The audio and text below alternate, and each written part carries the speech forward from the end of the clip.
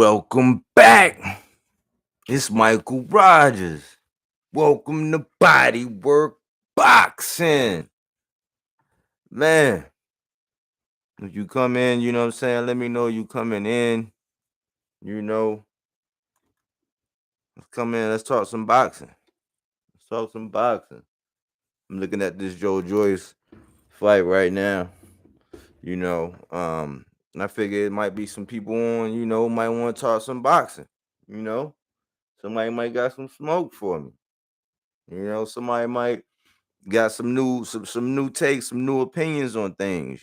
Somebody might want to get something off their chest. You know, let's talk some boxing.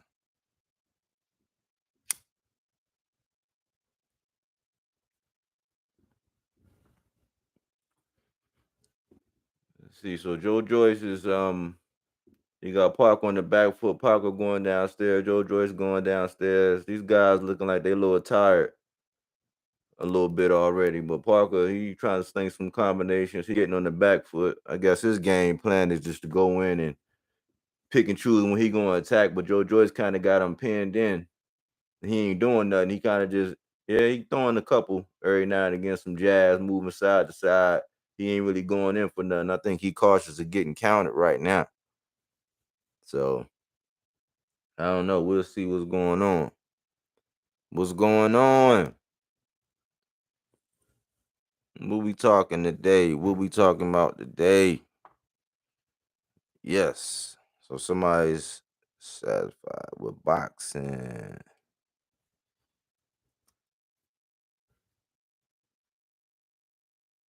Salute to you.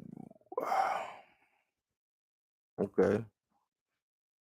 Yeah, I mean, with a lot of things, in life, you sometimes you gotta make things satisfying. Boxing can be one of them things where you be upset one day and you be ready to smoke somebody, and then you be like, man, the boxing guys have blessed us the next day. You know what I'm saying? It's just the sport of boxing. You know what I'm saying? We got some fans, got some fickle fans that went to commercial. But I'm hearing a lot of swirlings about the Shakur thing. A lot of rumblings, man. A lot of people saying no way Shakur can see Tank. No way Shakur can see Devin. They got Devin over Shakur. Some people said Shakur. I don't know. I wanna know how everybody looking at this thing. You know. Um it was a lot of people talking about the Shakur and him moving up, the consensus on the fight, which Shakur put on a very dominant performance. But it was a statement. I call it the statement with no punctuation. That's what I call it. So they getting ready. These guys getting ready to come back out, but we'll get back to it. You know what I'm saying? I hope some people come into the chat. I hope some people come on in. Let's talk some boxing.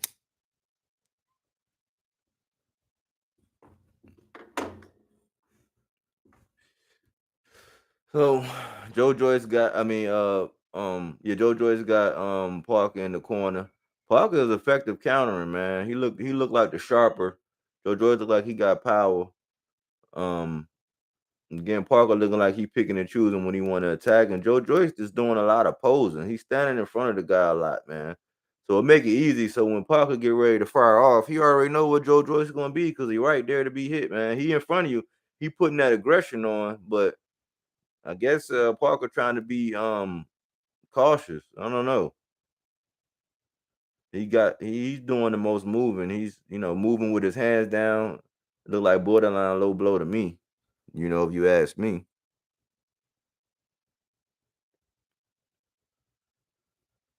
Let's see. Joe Joyce coming in landing some punches while Parker's he's on the back. He got his hands down. He better get his hands up, man. Joe Joyce got to throw more jabs, man. Throw that jab and come behind it with something. You got him right where you want him. I don't know why you won't, do something. Stop posing. There you go. Throw that jab and come behind it with something else. Come with a combination. Mix it up. It's the fourth round, man. That's one thing about the heavyweight. They might not got the stamina to be as active, but they throwing some punches. Look like when Parker wants to, he can land at will though.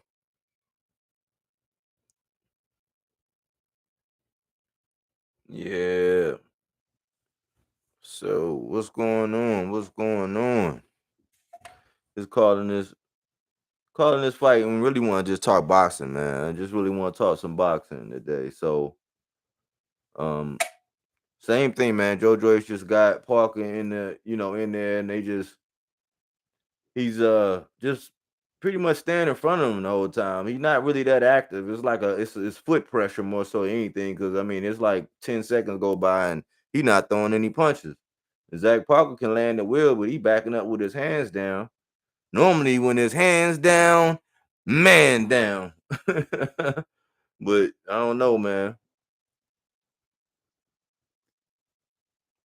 Let's see, man. All them hand movements and all that extra stuff, man, with these big guys, it's gonna pay off. I mean, it's gonna take its toll later on in the fight.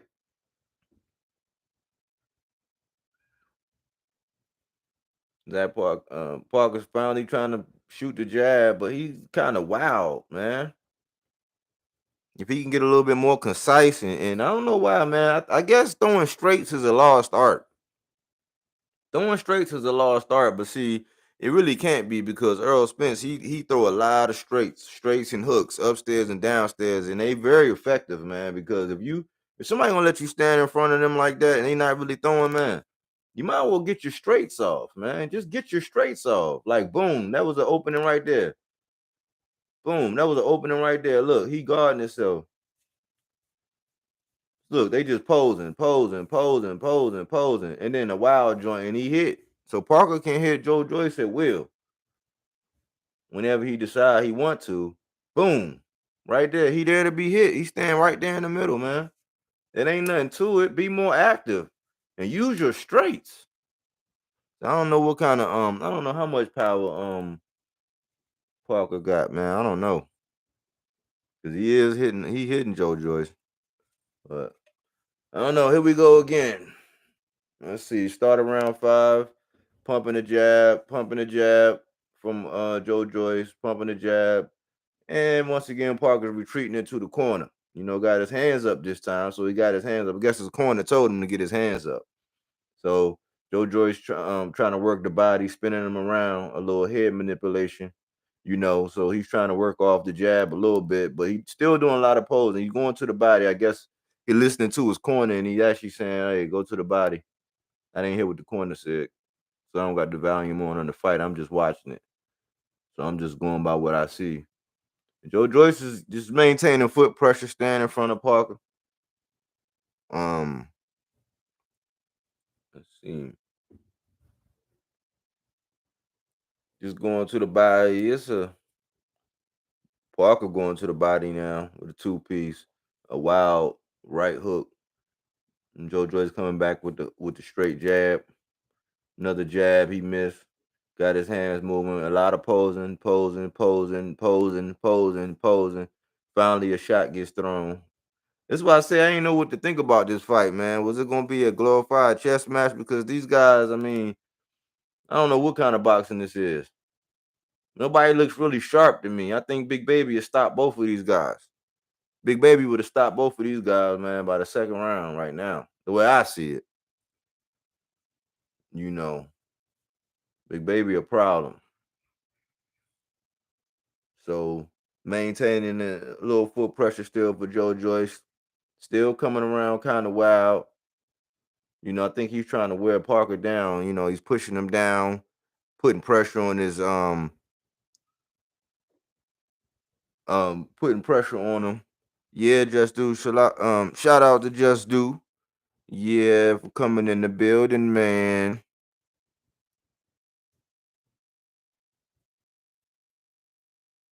Sir. Yes, sir. But yeah, I'm just looking at this fight, man. It's looking like a sloppy joint, man. Looking like a sloppy fight, man. I don't know. Let's see something here. I don't got access to that. I don't got access to that. Let me see.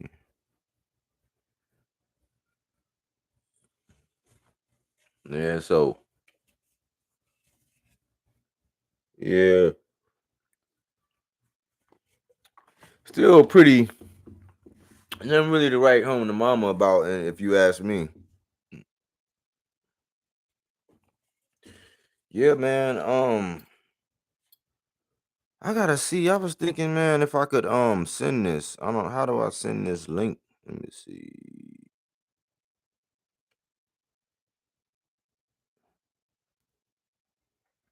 Oh, that's how I send the link. Okay, let me close that. Let me see something here. 1 second. Yeah, we do. We do got a link. Yeah, for sure. Get some of that. I figure out this link stuff though. Get some of that good boxing talking, man. But yeah, I heard you cooking, man. On the whole Shakur thing, and I'm like, a lot of people got a lot of knee jerk reactions when it comes to the whole Shakur thing. It's a lot of knee jerk reactionists right now, trying to put a lot onto that fight. What I think is Shakur, he made a statement, but he made a statement without punctuation. That's what it was. So you got a lot of people that's about to start jumping out the woodworks, trying to build up the rivalry between Devin Haney and Shakur. I just want to know for that fight that's coming up in December. I just want to know who gonna be able to rock out with that date. You know, because I've been listening to Bob. I've been listening to Bob the whole time, and like I said, it's either gonna be Shakur and Loma or Shakur and Devin. That's my belief. I've been listening to Bob. So if Devin wanna move up to 140, which I want him to stay for a little while longer so everybody can start mixing it up. But in that fight, I think it was total domination. I think that Conceição, I put him on the level of like a Ugas, man. He's like the Ugas. He's like the Ugas of the game. But what I do know that the WBC mandatory is Oshaki Foster. So I know he chomping at the bits because nobody was really saying his name, and a lot of people just maneuvering around him. They don't want to just be calling that name out. So I'm looking for Oshaki Foster to get a shot at that WBC belt, at least. But yeah, I'm looking back at this fight. Joe Joyce pumping the jab, trying to do the hook. I mean, it's like he throwing punches, but they ain't got nothing on it. And then when Parker throw, he got a little bit of mustard on his, but he fight with his hands down. Um, Same, I turned away from the fight for a little while, but it's pretty much the same old thing. Parker still picking and choosing when he want to throw, and Joe Joyce maintaining foot pressure. So, but yeah, so he's pumping the jab. Let me see if I can do something real quick. Let me see if I can do something real quick. See how this thing works. See how about to go on the phone and see something. About to go in the studio. Let's see.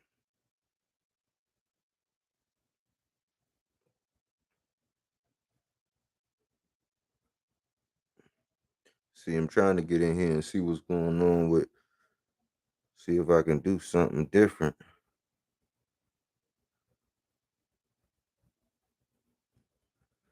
Let's see.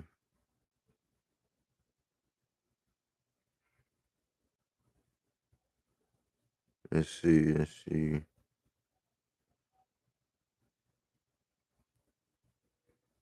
I don't know how you do that.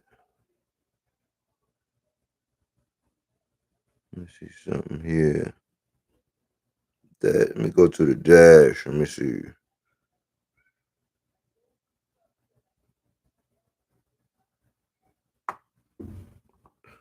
Let me see. Let me see. Who we got here? Who we got? What's going on? Let's see. They back. They taking a break again. I'm trying to see if I can get to these links. Trying to see if I can get to the link. How I can do that.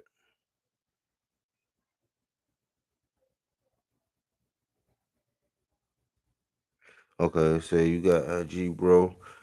Just do say you got IG, bro. I got a topic. We can chop it up about. I'm gonna have you on my panel.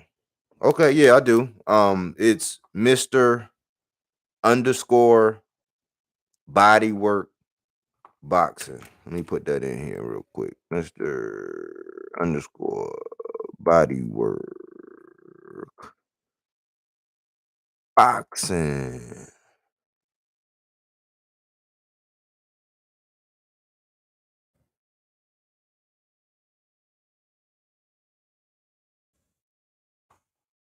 Yeah, man.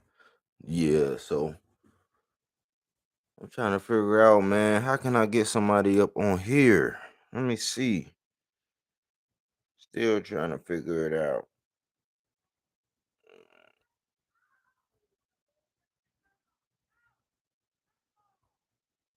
Let's see.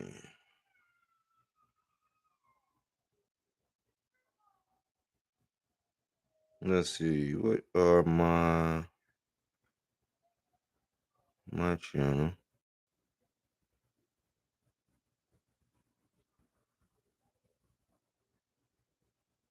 Let me see. Let me just go on here. Try to see if I can get some people in here. I gotta build the channel. I already got my videos and everything I want to do. Let's see.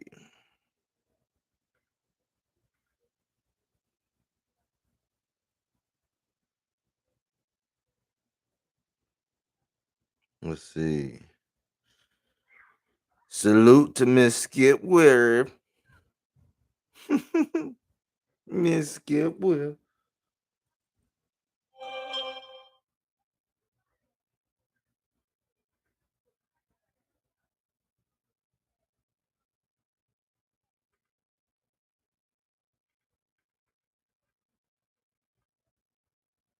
Let's see.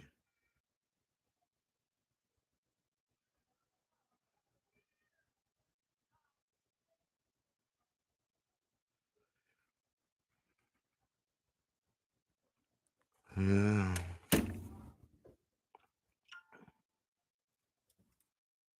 Salute.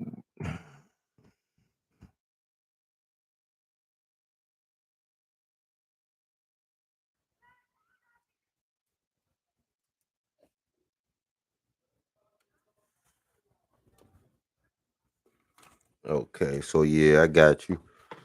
I got you. Let's see. Yeah.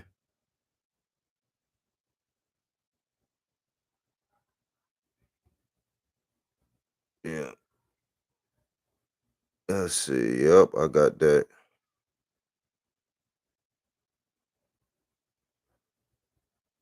Yep, I got you. I got you, just do.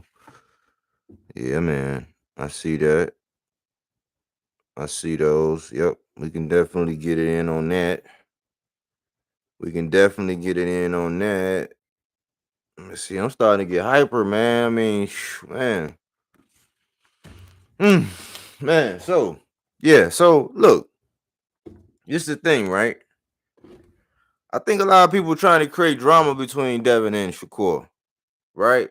And I really think that it really just come down to just skills, man, because it's only so much drama you can really manufacture in that whole thing.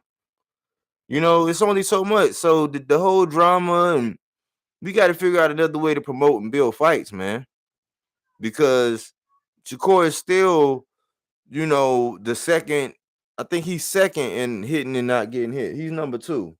I got to go back and see what's been updated as far as hit and not get hit, but he still has the more stellar defense.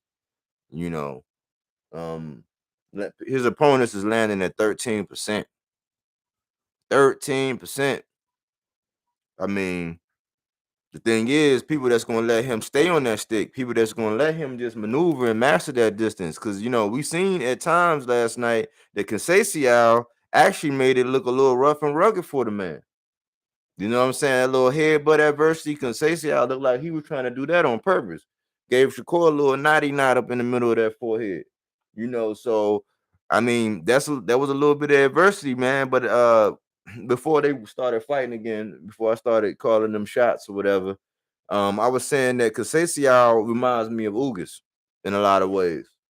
You know, if you're not supposed to be in there with him, he can make you look bad. He'll have some success. He might knock you down. You know, if you real tough and you at the creme de la creme, it's gonna be a good fight. But he just gonna come up like a little bit short every time. But a consummate professional, always coming in on weight. You know, keep their nose clean.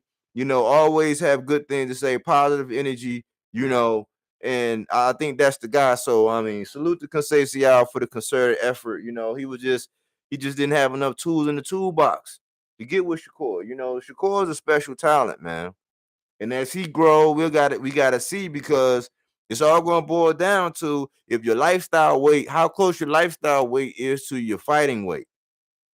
And you know, I think these young guys can learn from Gary Antoine, because he said he only let himself get like 5 pounds out of shape, out of that little 5 pound window, if that. But he walk around and live just like Jermell Charlo, walk around and live at their fighting weight. That's very critical, because we've seen people who've actually moved up in weight. So like Shakur could go from 130 to 135 and still miss weight. If in the interim, when he's outside of the gym and outside of training and all that, if he's allowing himself to balloon up, this is where lifestyle starts to come into play. Because if not, he's gonna be running on up to 140.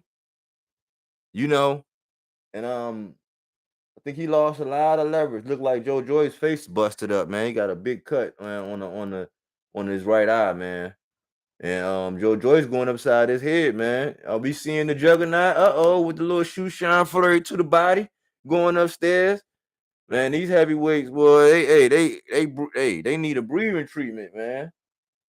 These big jokers is about to, you know what I'm saying? They about to collapse. So now Joe Joyce trying to lean on him now. Now he pumping that jab. And that was the end of that round. But yeah, man, 130 looking good, man. What y'all think about O'Shaquie Foster? You know, he can switch hands, got power on both hands. Man, he got them nasty hooks, man. He got a check right. He got a check right and a check left. I seen him, man. Hey, he been in the shadows. He been in the league of shadows.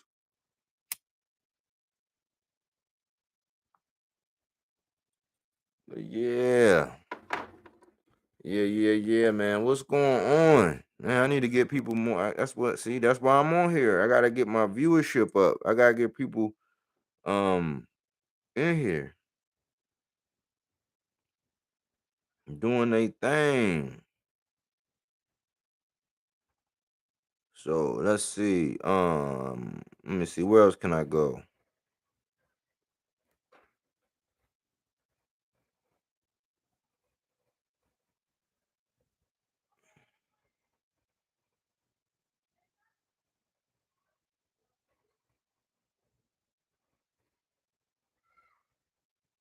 Let's see. Let's see. Mm-mm-mm. Fight, man. I stopped calling it, man. I just want to talk some boxing now.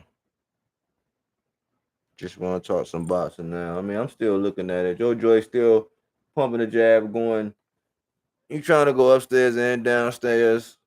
Look like he done took all of the steam off of Joe Joyce, but Joe Joyce still pop his head up and throw a wild overhand right, or a wild left or something.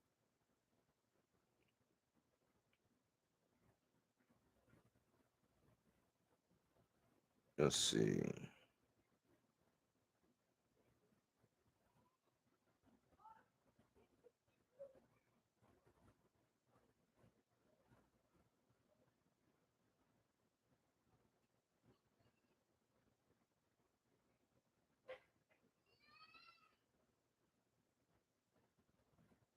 Let's see.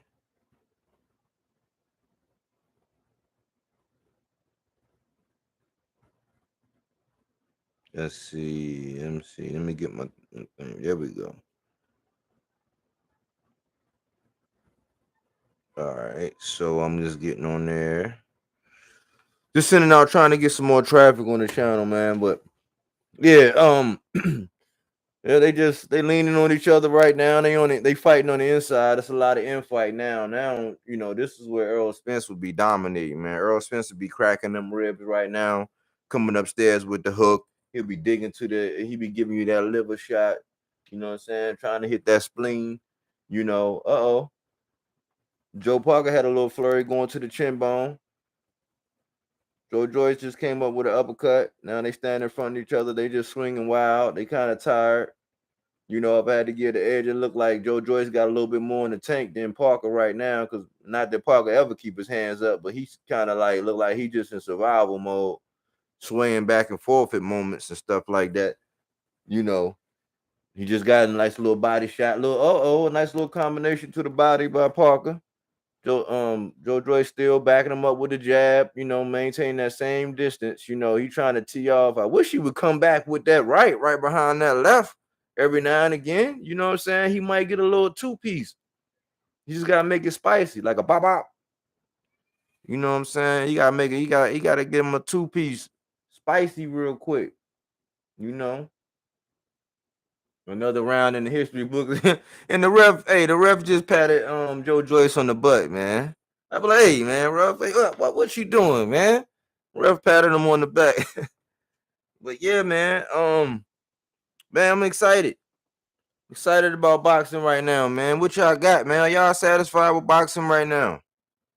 But you got to be kind of creative, man. You know how when you're used to cooking and eating the same thing, sometimes you might gotta get a new seasoning and put it in there. You might have to marinate the steak in something different. You know what I'm saying? You might have to do something different. You know, when you jog, you might have to take a different path. You might have to put on the weighted vest. You might have to wear some different shoes just to add and mix it up. You can't have ranch and Italian all the time. That's what you gotta do with boxing. You gotta figure out creative ways to actually fall back in love with boxing, man. Because right now, the narrative surrounding boxing, if you listen to a lot of people, is always negative. You ever realize you just can't please some boxing fans? Like, no matter how you look at it, man, it's always gonna be an Oscar the Grouch with his head popping out the motherfucking trash can, talking about, man, Shakur Stevenson ain't shit, man. Like somebody just got up and just shit in his cornflakes that morning, It's like, golly, man, this man making millions of dollars, man. He just forfeited his belts on the scale, but hey, he said he moving on to bigger and better things. Hey, look, I just care about what these jokers do inside the ring. If what they do outside the ring affects them inside the ring, I'm concerned, but I ain't gonna blast them. Never heard so many people have so many opinions about boxers, man, and they don't box. But you can't ever please them. You can't ever please them. You be having, hey, these fighters, these up and coming fighters, and some of the fighters that are on the rise or trying to show and prove themselves. They be having events and fights coming up, man. You go looking at some of these channels, and all they want to do is just hate on the same people over and over and over again. Ain't that the definition of insanity? Ain't that the definition of insanity? That's not me, man. That's why I said, man, I started taking the high road on my channel, man. I look at that stuff, man, but I feel so much better about boxing, man. I stopped watching a lot of them channels. I stopped going, man, because it's just like you can't please them. As boxing fans, we all want to see the best fight the best, but all this narrative stuff and all this, it boils down to capitalism at this point. People saying they're doing everything for the money. If it ain't about the money, it's prize fighting, we know for sure, you know what I'm saying? But hey, I'm happy. I'm excited about boxing. You know what I'm saying? I'm excited and I pick and choose and I figure out ways to get excited about the fighters because the main event might not be lit. The main event might not be lit, but somebody on that undercard, you know what I'm saying? You might rock with somebody on that undercard, or like in that Canelo Triple G, that undercard was actually better than the main event, if you ask me. So I'm like, man, boxing, you got to be creative and being satisfied with boxing or falling in love with boxing again. So I'm just looking at these guys. Joe Joyce's shorts is bloody. Look like Parker just hanging on for dear life. You know, it was just like a slow, methodical chess match.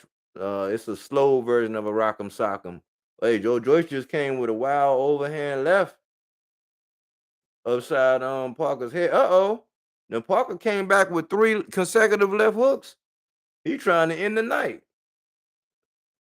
That was that steal the round. You know how in the last 5 seconds, you know what I'm saying, people get the rope and the dope and doing all this crazy. Like, well, you was just getting your head boxed off for the whole last 2 minutes and 50 seconds. You was getting your head boxed off. You know, now you want to throw flurries. That's what they be trying to do, trying to steal rounds. The veterans try to do it. They always do it. But you got to judge a fight by the whole 3-minute round. Who's fighting their fight? Who's imposing their will? You know, who's taking away their opponent's, best weapon? Who has the best head movement? Who has the best footwork? Who going and doing that body work? You know what I'm talking about? That body work. Tyson Fury up in there with them loud ass blazers he be wearing. He always get a blazer and then put a old light ass pattern on it. That's probably the best one I've seen him with, because he be having some crazy looking ones on sometimes. But they back at it, you know what I'm saying? The Juggernaut, same thing, foot pressure. Uh-oh, got hit with a two-piece real quick by Parker. Going to the body, both going to the body. They're both trying to get to the body. Up, Parker, Joy's coming back upstairs. Wow, he too wild. If he just learned how to throw straight, he having some success. He done hit him with a couple under uppercuts. Big right hand. I think Parker might be in trouble. He got him hurt. He just whacked him again. If Joe Joyce hit him again, if Joe Joyce about to put this man down, it looked like it. Keep going. Jab your way in. He going to the body. He going to the body right now. Parker hanging on. He looking like he need a pillow, man. That man about ready to go to sleep. Left hook. Oh my goodness. Put that man down. He ain't getting back up. That man look like he on a recliner. God dang. Oh, this man got sparked. I told y'all. I called it right down the middle, man. Hey, this man just got sparked. The man got sparked. Man, I was here to call it. I said he was in trouble. Man, told you, man, all that accumulation of head punches, man, it didn't look like it was doing nothing the whole time, man. The brain was like, legs, should we start getting down now? Legs. I mean, we got hit again. I mean, goddamn, legs. We just got hit. Legs. Got his game system turned off real quick.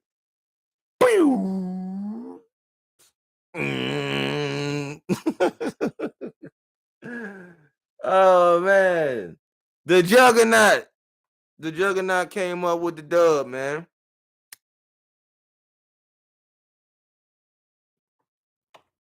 The Juggernaut came off with the dub. But yeah, man, that was pretty interesting, man. Yeah, he stopped him. He stopped that man. He stopped that man. I think he hit that man with a wild left hook.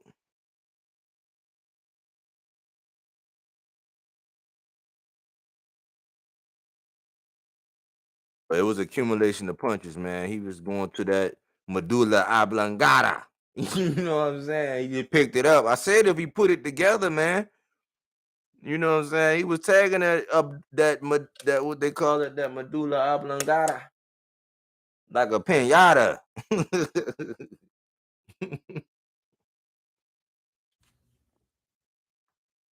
I guess he wanted to take him into deep waters and then just he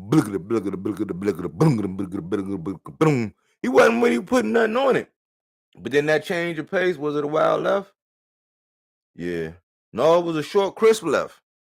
It was short and crispy. Look, that man looked like, hey, that man said, ew. He was like, hey, I got bugs on my window. Oh, mama. Oh, I need my pillow. Dang. He looked like them brides that be coming out drunk on them stilettos, you know what I'm saying, and miss a step. Ew. That man saw his life flash before his eyes. Yeah, salute to the juggernaut. He just salute the crowd. Yeah. That was a good little notch on the belt for Joe Joyce, man. I think that was a good look. You know, I don't think none of them want to see that boy Big Baby though. Nope. Everybody's like, no smoke, no smoke. Look at Tyson. Tyson looking like, yeah, but Tyson got that. He know how to work behind that jab. You know what I'm saying? He not gonna let Joe Joyce just stand there in front of him with that foot pressure like that. You got to be landing on him because that big joker can move. Hey, that's one thing about Tyson Fury. He nimble on his feet, man. That I think that's what actually get people, man. Because if you can just slightly, he get in rhythm. You let him get in rhythm. He get the prancing and dancing on them toes, man. He get the shooting that jab and then fainting and getting a reaction. Then he coming back with the ones and the twos. You know, hey, Tyson is something to deal with. You know what I'm saying? Especially when he on this game, he's something to deal with. Would I say he's the best heavyweight on the planet? Absolutely not. That remains to be seen. That remains to be seen. They all gotta mix it up. That's why I don't get too personally involved, man. I start saying, you know what? Am I liking this one more? Am I doing this? Am I doing that? It's like, no. At the end of the day, I see the skill. I cater and like the skills that I see in these boxers, but man, they all gotta mix it up. They all gotta mix it up. If they don't all mix it up, man, it is a bunch of just bandwagoning. You know what I'm saying? Because I can make cases for everybody and why they maneuvered and how this could be a duck and that couldn't be a duck. It just depends on how you look at it. Because you put a lot of the stuff that when Bud was doing a lot of the stuff, he was ducking. Now Devin doing a lot of the same stuff, he not. So I'm like, okay, it just depends on whose perspective you looking at and which box you talk about because they give rules and examples all the time that don't line up depending on which fighter they fighting for. So I just choose to attribute these boxers for their skills. I salute them for actually bringing us entertainment and putting their life on the line. You know what I'm saying? And at the expense of us wanting to see a good fight. You know, but yeah, I thought maybe some more people might come in and I can get some smoke because a lot of people be saying they got smoke. I ain't been out there really starting nothing or doing nothing. I just pretty much just been trying to develop the channel, get the graphics going, figuring out the ins and outs, trying to build the fan base, whatever. I be getting the views that I should be getting, I believe. You know, I just need to get it um to a wider audience, a different audience. So that's what I'm currently working on now.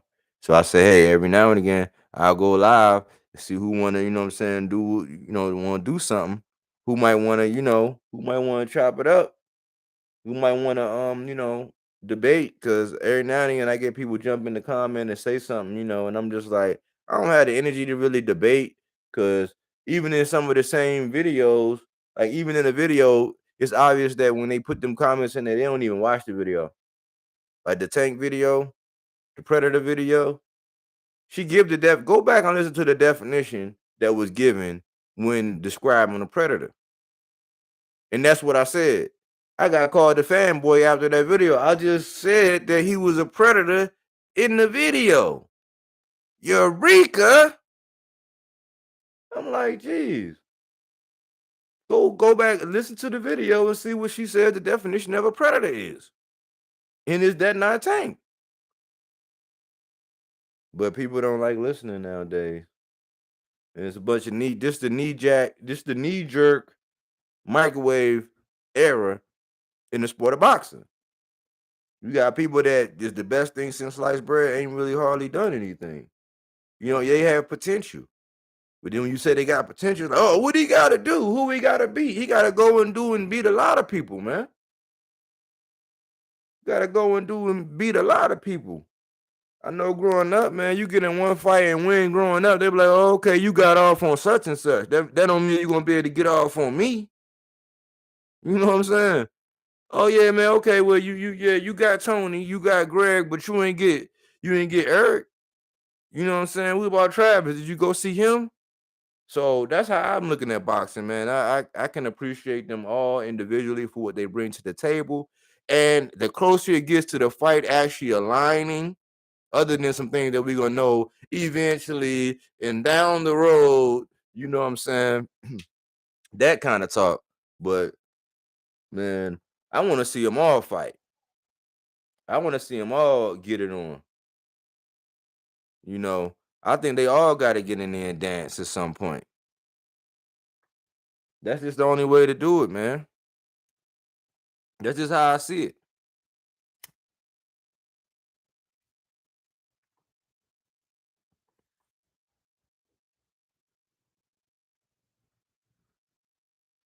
So just looking at the speech, Joe Joyce giving his speech right now, giving his little closing words, getting his interview in. The ring, I like the ring, man. The ring looked nice, man. The crowd looked nice. Looked like a nice, successful event. You know, I think some of the earlier games had me about to go night night. You know what I'm saying? About to go night night. But yeah, man. I might be wrapping it up. Thought maybe some more people might come and try to chop it up, but these are part of the growing pains. These are part of the growing pains. You know, of growing a channel and going live and figuring out ways to capture new audiences and all that good stuff.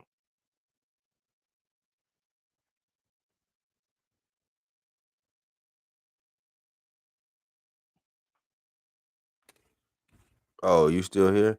So what's going on, man? Hey, how do I gotta be able to I should be able to send a link on here.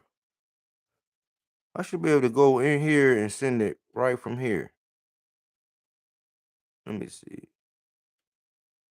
I don't have access to that feature. Oh, let's see. I don't have access to that feature. Oh, um, thinking. I'm trying to see. I don't know how to do it, man. That's why I say I gotta get better on the live and the management or whatever. I done figured out, okay, I need something else to stream from. I went ahead and got that. I got StreamYard, I believe. When it come to sending them stream keys and who to send it to and how, I just gotta get better, man. I gotta start. I've been focusing on the graphics and the visuals and all the visually appealing stuff and the sounds and the editing. I've been falling in love with that, man. So I gotta get better at now in the actual live and the interaction. There's a couple ways to do it. I seen it where people actually this program where they record their videos and schedule the lives to go on and they could be on there chit chatting and while they doing it. I kind of want to be live. I'm just doing some OJT right now, some on the job training, you know. But yeah, hey, just what what's some things that's on your mind that's not like not what you sent me about the topics or whatever, but what might be some things that might be going on that people aren't really talking about that you know people should be talking about. And salute Martin King Boxing. Boxing in a good place. I feel like it's in a good place, you know what I'm saying? It's just like anything. You're not always gonna get what you want right away.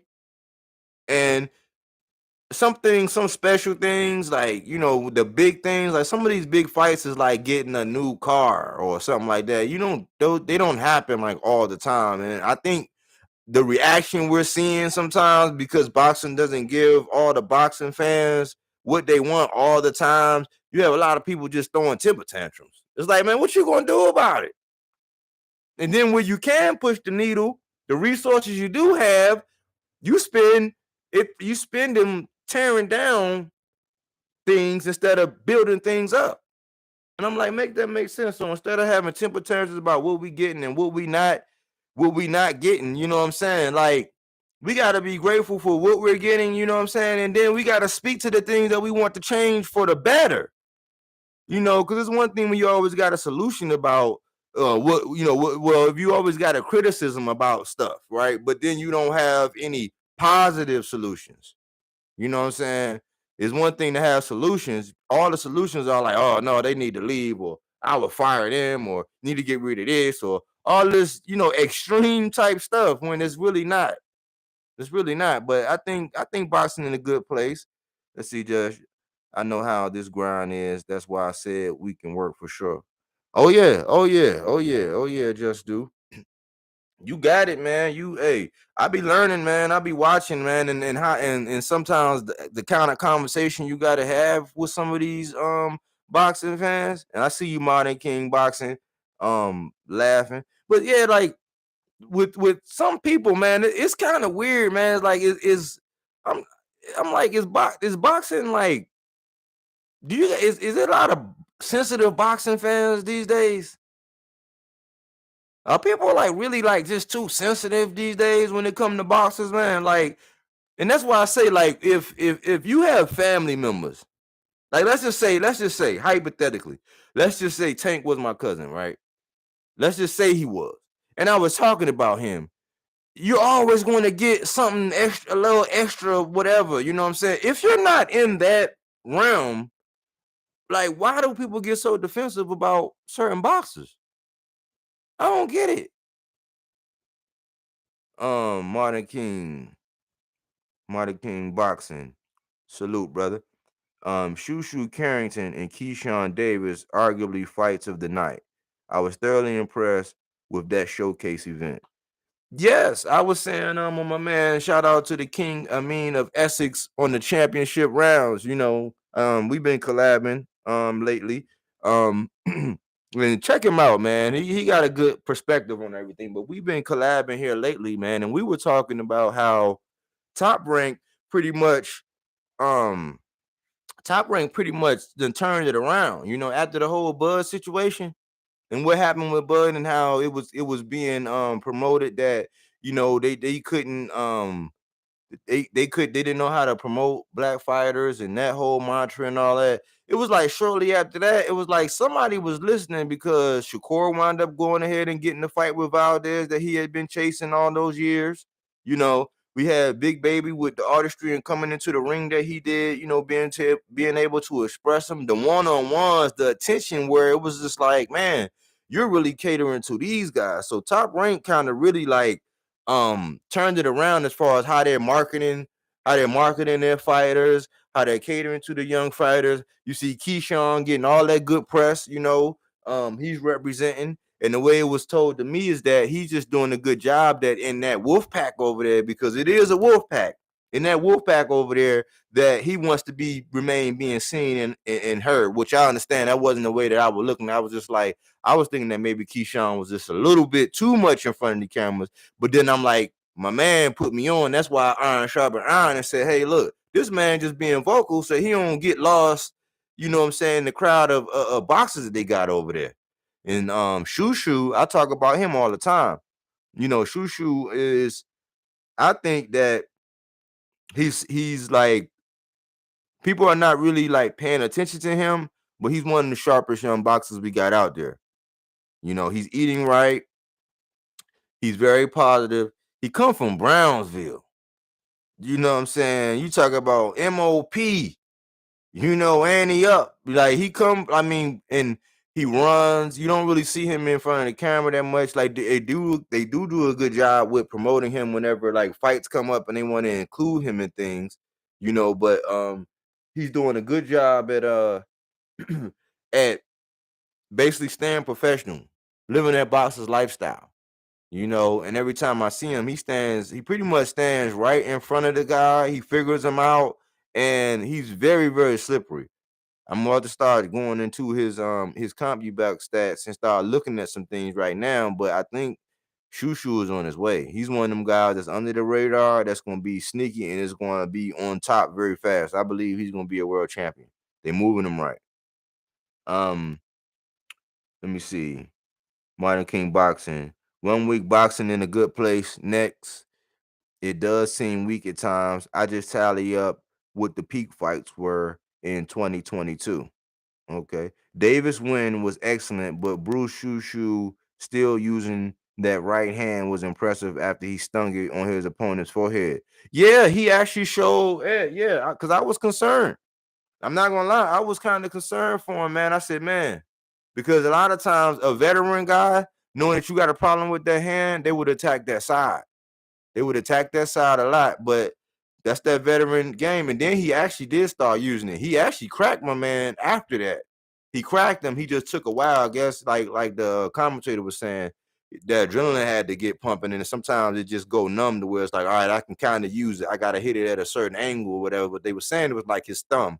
So with certain things he probably could do, but knowing that he's like a perfectionist, I'm thinking that, man, the way he punched or whatever, it's crispy and he want to get that turn and leverage. So he was still able to use it, but I was impressed. Um, I was actually talking to the TV at the point in time right before Davis actually stopped my man. I was saying, look, man, at this point in time, we know the guy ain't supposed to be in the ring with you. What separates the people like the goods from the greats and the ones that actually can actually stamp that hype is when somebody don't belong in the ring with you, make sure it looks like they don't belong. Get rid of them. Get rid of them. You know, I hear the word master class. I hear the word master class boxing all the time and great. I'm like, well, master class means that if the person before you stop this guy and the person after you stop this guy, but you go a full 12 rounds, it could not have been a master class because these other two guys are not as good as you, but they was able to solve and get rid of the problem. It's okay if you want to get rounds, but if you're being called a master and you're being called great, that puts you in a category where you don't need to just be getting rounds in. And I think there's a lot of little things about like just like how people judge a fighter like a tank or a fighter like a like a tank. Let's just say he don't go in or ammo because ammo said it. He said ammo don't go to win rounds. Yes, now that game plan can backfire, but for somebody that knows what they're doing, that's a perfectionist, that's really how it goes. So you can get distracted by the fact that somebody might have lost 3 rounds in a row, but if they took that time to figure out and it's over in the fourth, what did it matter that they won them 3 rounds? Bud show you that all the time. When Bud decides he wants to, you know what I'm saying, all right, well, look, you know, piss me off, you know what I'm saying, I'm about to flip the switch, and you done got me upset, it's different. He done lost all them rounds. It happens sometimes Tank, and sometimes people be looking like to give Tank or say he lost rounds just because the opponent might have had some success. He just got a beard, so he relies on his chin a little bit more than most people like him, but he has a beard. That thing is certified, so he can take that. But yeah, winning rounds and going rounds. But if you're a masterclass boxer, you don't go full, you get rid of people. The greats figure it out. You know what I'm saying? Or at least most of them. You know, unless you're gonna be in that phase where you just want to just stay back and just box and be pretty and live off of the whole hit and not get hit. That's for the longevity. That's for the ones that want like long careers, want to still be able to make money even as they increase in age. The ones that's moving the needle, the ones that's getting in the big bright lights, the ones that actually have content that you can actually make, explosive highlight reels about and all this and this and that. Them guys are figuring out how to get rid of guys. You know what I'm saying? When all things are even, they figuring out how to get rid of people. Just do. I was at the fights last night. Shushu, Jahad Tucker, and Keyshawn Davis did their thing. Hey, Jahad Tucker. Hey, he cut his hair. It looked like he got I don't know what happened last time, but the last fight he had, I think he had something was going on with him. And he was I think he might have been under the weather, or he might not have been as conditioned as he was this fight, but I saw his conditioning way better. You know what I'm saying? And he got his styles a little bit different, but he one of them ones that can hit you 3 or 4 times before you even know it. And depending on if he's at an angle where he can get his full leverage, he can really hurt you. I think that what they're doing with him, they're building him the right way too. You know what I'm saying? They need to bump that competition up to a pressure guy who's not gonna let him do a lot of that moving around. Somebody that's gonna come forward and kind of like not let him have his way from side to side. But what I see with Jahai is his arms are very long. I think his power is underrated because he's not really teeing off yet, but he has the ability to change up the speed of his punches. He does go downstairs, upstairs, exceptional footwork. I seen him getting out of the way. I just want to see him against somebody that eventually, somebody that's just as athletic as him, you know what I'm saying, with a better chin, you know what I'm saying, go at him. That's one fight I want to see him. I also want to see him with the come forward pressure fighter who ain't going to really let you do all that jumping around. And you're going to have to make a business decision every time you decide you want to do that. You know, somebody that's going to try to keep you up against the ropes. So I like Jihad too. I thought it was good for Keyshawn to actually get that highlight reel, you know what I'm saying, and actually, you know, finish the show like that. I do have notes on him. I did see some things. But the guy Cash Flow Diaz. Cash Flow Diaz. If they build this guy right, watch out. You know what I'm saying? If they build that guy Cash Flow Diaz, if they build him right, watch out. Boxing he's something. I think he's special. I think he's special. Um, Realist Boxing Talk. Shout out Martin King Boxing. Martin King Boxing. No doubt. Just Do Boxing. I was analyzing how Jahai Tucker boxes. He had good range and angles. I felt. Yeah, he got the angles. Marty King Boxing again. It looked like Tienda was almost tired. His eyes were semi-closed. Yeah, yeah, yeah. I mean, them guys put on the clinic last night, man. All them crop of guys, man. I'm just trying to figure out, okay, what's gonna happen when one of them got to fight each other. I don't think y'all really realize that, but Top Rank do have these dates and times where, like Tim Brownlee said, everybody from the pre-fight all the way up to the main event, if they lose, they're gone. Like I talked about the other day about that guy Elvis Rodriguez, the guy which I think is sneaky good. I think Top Rank let him go because Elvis Rodriguez can get with one of them. Elvis Rodriguez come over there and get with it. He'll come over here and get with one of them guys, one of them up and coming guys. Like that'll be a good step up. Like if you know if something happened where you know some streets can kind of get crossed and Elvis can mix it up with some of the guys that they actually abandoned him for to grab the reins for. Um, that could happen. That could happen. But they all gonna have to fight each other at some point. You know, they all gonna have to fight each other. I was comparing Modern King Boxing. I was comparing 135 and 140 boxes. I swear Top Rank is stacked. They are. Which what do you think about T.O.? Because right now I'm hearing everybody talking about, you know, how T.O. is, you know, this whole Pedraza at this stage. I'm like, Pedraza still fighting. Pedraza just fought tooth and nail against Jose Ramirez, and I don't think nobody really shake a stick at Jose Ramirez. Let's see. Martin King Boxing. PBC got a couple at tops at Martin and Just Do Boxing at Martin King Boxing. I agree, bro. They were sharp last night. Yeah. Yeah. I'm trying to see my did I take my notes?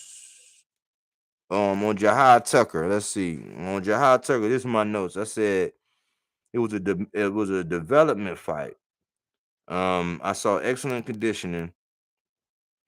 And at that point when I wrote this was up until round 4, but his conditioning wound up staying on. I saw a lot of body work. His jab was stifling when he chose to use it. Sometimes I think he get a little bit away from his jab. At Jahad Tucker. I think oh yeah. Yes. Just do. He do be having some good lives. Um let's see. Let's see. I said his change of direction. He was very fluid. He was bilateral and mm, yeah, he was double jihad notes. Good development fight, man. I'm looking forward to more from the guy. Um Keyshawn. With Keyshawn Davis, I said statement made. You know, one of the things about Keyshawn, the back and straight back. Back and straight back. See, when you athletic, right? When you athletic, like Floyd was one of them until he got a little bit older. You know what I'm saying? I gotta go back and look at when Mosley caught him with that stifling ass, I think it was a left, and almost set him down. I don't know if that's because he was back and straight back. But see, there are people that are athletically gifted that for a while you're gonna be able to straight back without getting hit. Floyd was a master at it. Floyd physically, he was able to do things physically that if you try to teach, you don't teach that because he's just able to get away with that. That's one thing about Keyshawn. He got to get that straight back. Now you seen when he instead of backing straight back, when he came off at an angle and then he countered, that was the good night Irene. He had changed that. So that showed me Keyshawn can make adjustments. That's what I was concerned. That's what I learned about Keyshawn. So he got a good check right hand. I saw that stab jab to the body by Keyshawn. That's one of my favorite punches, man. That stab jab, because once you get people looking for that, it's gonna open up everything upstairs. It opens up everything, and if you can catch somebody dead in their tracks, especially when they already exhaled, you can actually knock somebody out and make it hard for them to breathe. They'll probably be playing it off for a little while, but let me see what else I got. Then the check right. Yeah, he made that adjustment from backing straight out, and he angled out to the right after he threw. He angled out to the right after landing. That was the good night. That was the adjustment he made. Tienda, he was rugged. You know what I'm saying? He was rugged. He just allowed himself to get hit too much. Just one of them guys that was gonna go in there and just, you know what I'm saying, take a shellacking. You know what I'm saying, and try to get off what he can get off. Let me see. He did a good job at making it sloppy at times. Omar Tienda did. You know, and see with these polished guys, I think we saw some of that with Conceição. Conceição kind of did a good job at making things sloppy. You know, you got these clean pocket guys. You know what I'm saying? You know how like quarterbacks, they like to keep the pocket clean. You know, they want a clean, crispy pocket. You got these boxers that kind of want to keep it clean. They don't like all that smothering. So I think at times Conceição was able to do that to Shakur. This guy Tienda, he was able to make it sloppy at times, and that's how you get engaged into a battle that you shouldn't be in using your. So I think, man, if you can box and stay away and just pick and choose and snipe off your opponent till you can hurt them, I say you do that until you wear them down and make them get frustrated. But they can also make you frustrated by always tying up, you know what I'm saying, hitting on a break, clinching you, you know what I'm saying. They might, hit you on this side when the ref is on that side, stuff like that. So I think that Tienda did that to Keyshawn in that short little time. It was over in the fifth, but it was a couple times where he did a good job in making that fight sloppy. Let me see. And he almost got the key. He almost got the key a couple times. Let me see. Let's see. Let me go back and get caught up. Oh yeah. So Just Do was like, shout out to Modern King, bro. He just subscribed. So you got you another subscriber, Modern King. And then Modern King was like, yes, indeed. Tending to me look heavier than Keyshawn, but then Keyshawn discipline seemed like a factor. Don't fall into the opponent's game plan. True. And then Just Do was like, facts. That stab jab vicious and effective. Remember how Charlo knocked out Rosario? Yeah, that was just, man, that man was going into convulsions. That's what it do, man. It's debilitating. And then Modern King Boxing, Just Do Boxing, appreciate it. I'm not a content creator, but changed my name only once in the blue. And then Just Do Modern King Boxing, I feel you, bro. I've been grinding my channel 9 months old so far. Yeah, you doing good at 9 months, man. Yeah, man, that baby walking. That baby is walking, man. That thing growing legs, man. So I see you. That's why I like and support, and I like the energy that's on your channel, and I like how you talk about the sport of boxing. You know what I'm saying? And at this point, man, that's all I really want to talk boxing with, man. I mean, we all got criticism and all that, right, about boxing. I just want to talk boxing with people that's responsible about boxing, man. Not if you getting paid to talk and say and do all that, and you just going overboard, and you ain't never happy with boxing, man. That's not where I'm at with the sport of boxing, man. I'm looking to talk about the X's and O's. You know what I'm saying? Like, dare I say, how would Devin Haney beat Shakur? How? Dare I ask? Not if they friends, not if they want Doug. How? How would Devin beat Shakur? How is that gonna happen? Okay, with let's say Devin got the better jab. I think he might. He might. Devin might have the better jab than Shakur. He might. Okay, how is Shakur gonna deal with that jab? Is he going to be more offensive? Because if you start touching Shakur, he even gonna get mad and start, you know what I'm saying, wanting to do a 3-for-1 exchange with you, where you might be able to barely get one, or you might hit his gloves, because he got his gloves hit a lot last night. But he might give you a 3-to-1. You know what I'm saying? So when Devin land his one, is Shakur gonna be able to get them 3 in there? Or what's gonna really decide that fight? Because sometimes, right, it depends on who calling the fight. If you ever step away from the fight and miss anything, you know what I'm saying, then it depends on who you're a fan of. Which none of that should be relevant. But when you judging two purely skilled boxers, right, they can pick and choose really who they want to give the decision to. So who's going to do enough in the fight to make it a decisive factor? That's what I want to know. That's what I want to talk about. I don't want to talk about whether they're going to duck. I want to talk about, hey, they about to get it on.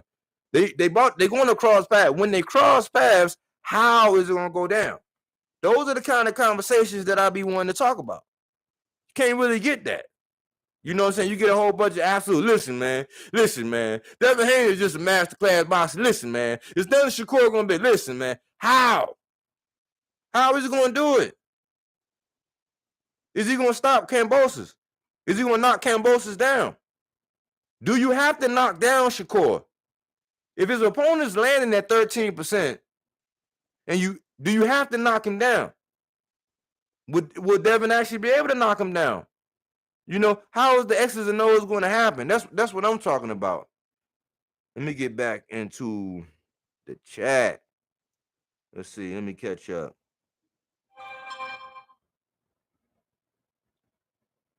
We on the same type of time for sure. I always say I'm a heavy advocate for making responsible content each and every time I go live or make a video. Responsible content creators will rise to the top.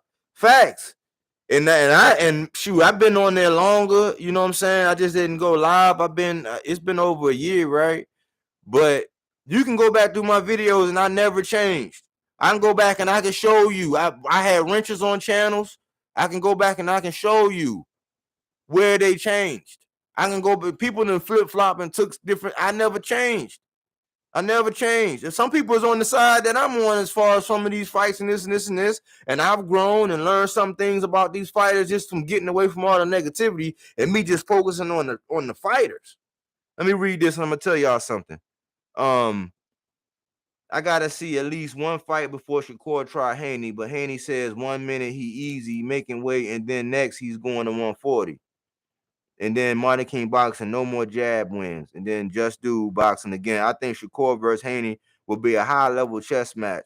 I think Shakur has a more polished arsenal. He's more creative offensively and better defensively. It would be very competitive for sure. Okay. We know that. We know that it looks like Shakur has more weapons, right? We're leaning towards saying that Devin probably has the better jab.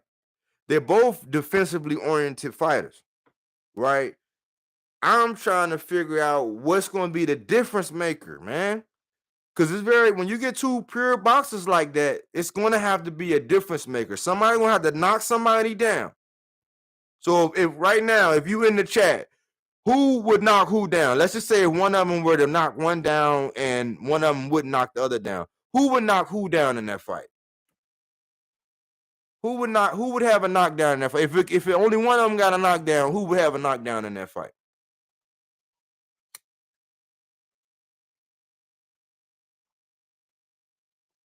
and I read. I notice you are a free thinker. Yeah, yeah, yeah. I'm a free thinker, man. I feel you. Haney did kind of change the energy a little bit, and he did say he had a nutritionist, so it's a little confusing. Martin King, Shakur, the body work is ridiculous. Yeah, Shakur does go to the body. You know what I'm saying? I'm just thinking that, okay, I've seen, like, listen, I've seen this. Look, this is gonna sound surprising because people be getting me twisted when it comes to Devin Haney. I seen Devin Haney put on a string of combinations against Kambosos. Granted, it was against Kambosos, where he has a mean, nasty streak. Devin has that nasty streak. You know what I'm saying? I think he figuring out, okay, when he want to use that Philly shell and not, and he's not quite like Floyd with it. I think that if he kind of get rid of that, I think that Shakur, when his nasty side, comes out, when he gets frustrated, he steps out and he demonstrated. I think sometimes Haney, he does it in spurts, but if Haney really just embraced his nasty streak and was like, man, fuck it. Like, look, man, I got a jab. Like, I can get myself out of trouble. Let me go ahead and just put this together. You know what I'm saying? Let me just put it together. Put it together real good and get nasty, get mean, be smart, get nasty, be defensive oriented. But I've seen it. It was a point in time in that Kambosos fight. I said, ooh, I ain't never seen nothing like that. I was like, man, that must be what they be talking about when it comes to this sparring. My whole thing is when the whole hype don't match what I see in the ring. I don't doubt that you have it. I don't doubt that you have it. I'm just saying I want to see it when it's in the ring. You know what I'm saying? Let's see. Let me see. Before Haney broke his hand, he had legit power. I saw, says Martin King Boxing. Just do. I would say Shakur will get the knockdown. In my opinion, Haney has to try a bit harder to get this work off. I seen a little something in sparring session. Makes me feel like Shakur shows the straighter shots. And then Martin King Boxing. Exactly. Yeah. Shakur throws the straighter shots. Yeah. So it's one of them things to where, I mean, because let's be honest, right? And I don't know why. I don't know why this gets lost in translation, right? Everybody love and respect Devin Haney. They love and respect and appreciate the resume, right? But if we were to say, let's just say I had a database, right? And I pulled up my database and I was doing a resume X-ray, and I said, you know what? I'm doing my homework. I'm doing my research. I'm gonna go back and I'm gonna look. When you go back and you look, Devin Haney beat one champion, Kambosos, for the belts. That's not something to be offended by. That's a fact. So some fans are saying, okay, for everything that they attributed to, the moniker Black Jesus, and in the great masterclass and all these adjectives describing it, right? And then you look back at the resume, you see one champion. That's all the people, but somehow that conversation get people totally left when people never really take away from Devin Haney. They say, "Oh man, we expect him to have more power, or he needs more power." But I don't even know if it's really needing more power. I just think that, man, he don't see power shots. You got to be in a certain position to actually really get your leverage on power shots. When you're landing and you're effective in your power shots and you're doing damage, that means anytime you get up around over 50% of your power shots, you have to be in a position to land those shots. The issue is, it's not that he don't have power, it's just that he's never really in those positions to land those power shots. Why? Because he likes to use his length and his reach.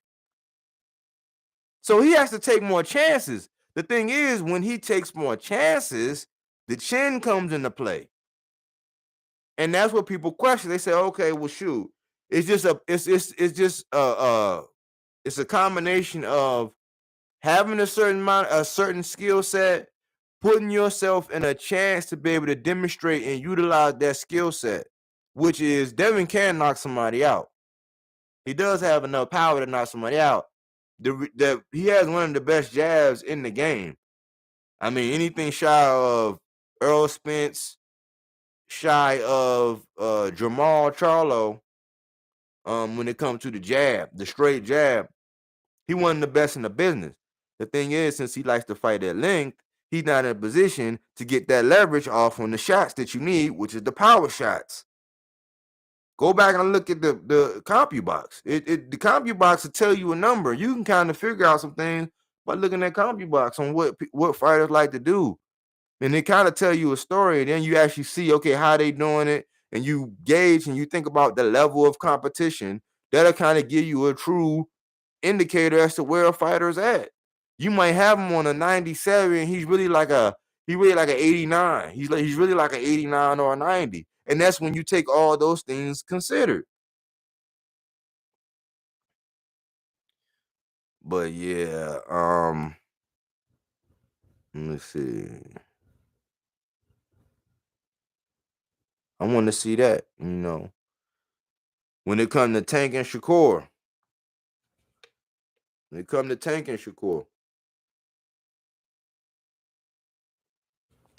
Or do we want to be respectful and keep it on the same side of the street and bring Loma into the conversation? Because is Shakur going to be able to outbox Loma? Or is Loma going to be able to outbox Shakur? Do the style of fighting that Shakur tend to have when he go, or the strategy that he implements when he go in there for Loma, does he take in consideration judging?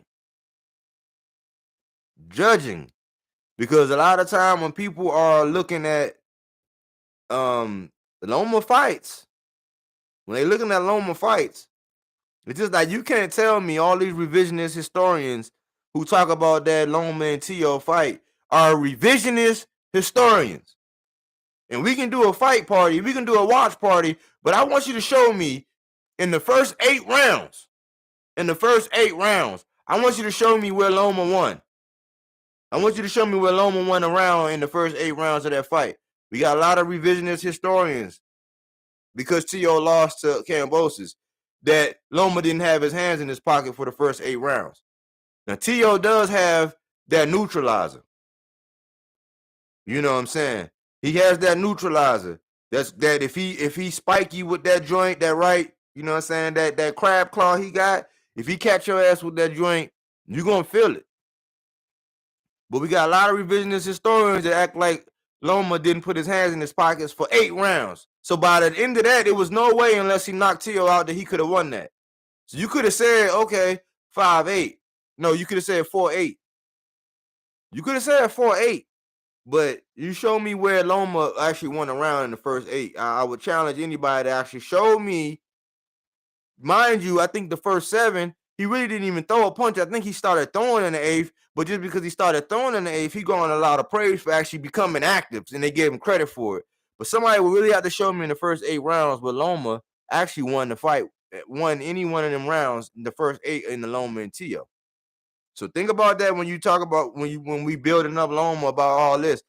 Now, when Shakur or Devin, if we want to pick Shakur or Devin, how does Devin win a fight against Lomachenko? Let me read Just Do Boxing. Shakur Stevenson transition from offense to defense could be a key factor, with the fact that he controls distance and range with the best of them. I hope one of them get the Loma fight first. Yeah. I mean,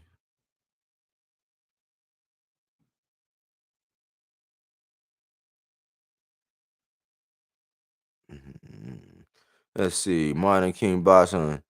Loma Cristo versus Lopez was actually boring, but boxing had been so stale in that division, I kind of was overhyping Lopez's performance.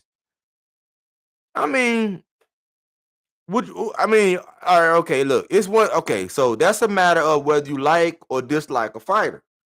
I want you to say this, all right? Because if you don't know, let's just say you just saw black. It's like one fighter was like purple and one fighter was green. You couldn't see, right? If you look at the numbers in the activity, One fighter. So whether you like Lopez's performance, whether he was being a world beater, whether he looked like Boots or not, and how extravagant he looked, you have to agree that one fighter kept his hands in his pocket for 7 rounds. You don't gotta like the performance to understand that. So I'm trying to figure out, how does Devin Haney beat Lomachenko? You think Lomachenko gonna let him stand there and jab? Now, mind you, Devin is not perceived as having that equalizer or that neutralizer that that Tio has. So he has respectable power. But how would Devin Haney beat Lomachenko? That's the question. How would that work? He would have to, I mean, because he's going to work on the Loma. He's the master at getting in and out, way more head movement, and he's not going to keep his hand in his pockets like Kambosos. Kambosos kept his hands in his pocket. And we can talk shit all day about George Kambosos and how trash and he is and this and that, but he's actually shown before that he actually has a strategy. I think that he started reading his own article, his news article clippings, and he started buying into what the media and everybody was saying, and he got away from his game plan. He didn't do what he needed to do against Haney the first time. I'm looking for a different I'm looking for a way different George Kambosos this fight. Not way different because he does have the shorter reach. I'm looking for him to be. I'm looking for him to take a little bit more risk. I mean, because he's about to have a big fall from grace if he does not figure out a way.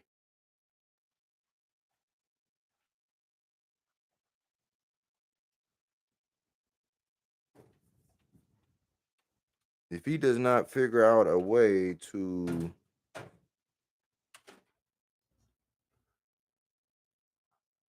let me see. That was both of them, but Lopez visibly seemed more urgent to win rounds. Yeah. And then, I mean, I don't know, in Martin King, did you see at the end when Loma actually headbutted T.O.? T.O. was on the verge. People don't really realize this. Go back and look. Don't take my word for it. I give out homework over here. You know what I'm saying? Go back and do your homework. T.O. was getting ready to stop Loma, and he headbutted him. And he got rest, and the referee was not quick he made that process go a little bit longer than what it should. He damn sure going to have to bring more than a damn jab to the fight with Loma.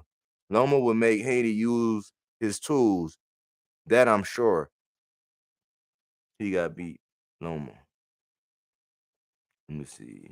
Martin Kambosos look like small emperor for real. Versus Tiafimo. I was like, is this race gonna come back really bad? Oh, he was like, this is a horse race. He gonna come back and blast Lopez. Yeah, hey, now listen, that it was a tale of two halves, even though it wasn't really halves. Because we gotta do our homework and go back and look at them first 8 rounds. So it was really a tale of two halves. And when Loma got active, let me see. When Loma got active, he was outworking T.O. I mean, he really worked T.O. So it was like, okay, the round when he got active and he was being Loma, yeah. He did a great job when he was active and he was being Loma, but he started late. And I think right at the last minute when T.O. was like, oh snap, I gotta change it up. It wasn't that much fight left.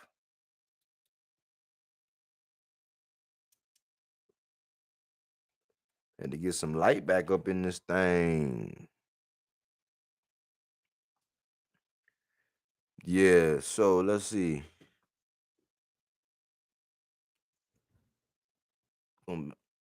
Cambosos look like small emperor. Yep, I read that. Okay. But yeah, man. I mean, it's interesting, man. So who's gonna get? Well, okay. Let's be honest. Cause we got Devin and them coming up, and then we got Loma and them coming up, right? So we're gonna be respectful, and we're gonna actually stay focused on Devin and Cambosis. Everybody have opinion on that. But what's gonna happen with this? What's gonna happen with this fight with Lomachenko and Ortiz? What's gonna happen with him and Jermaine?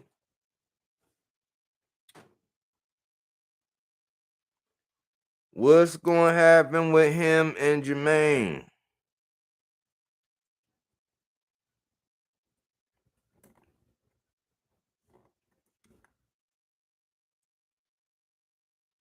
Cause you know Jermaine, he gonna come in there, and Jermaine is putting mustard on everything. You know Jermaine Ortiz, Lomachenko's, the one who he had sparring with. That he's well known as having sparred. He's coming in, he's putting mustard on everything. And I hope he watched Salido. I hope he watched Salido. You know what Salido did? He put water in the basement. He did that body work. So that's one of the things I think that any matchup with somebody, see, you don't got to worry about Tank not going to the body. He stopped people to the body. That's part of the diet. He going upstairs and downstairs, right? But with some of these, we know Shakur won't go upstairs and downstairs. Devin, he get in there and he go upstairs and downstairs. But if he decide he wants to box and try to win rounds, stick and move, you know what I'm saying? Is that gonna be enough to slow Lomachenko down? When they talk about the speed, the combination, the angles, the footwork, and all that, when he decide to get cooking and he get warmed up and he get revved up and he's in this rhythm. I want to know what is he gonna do to Jermaine Ortiz. Something to think about.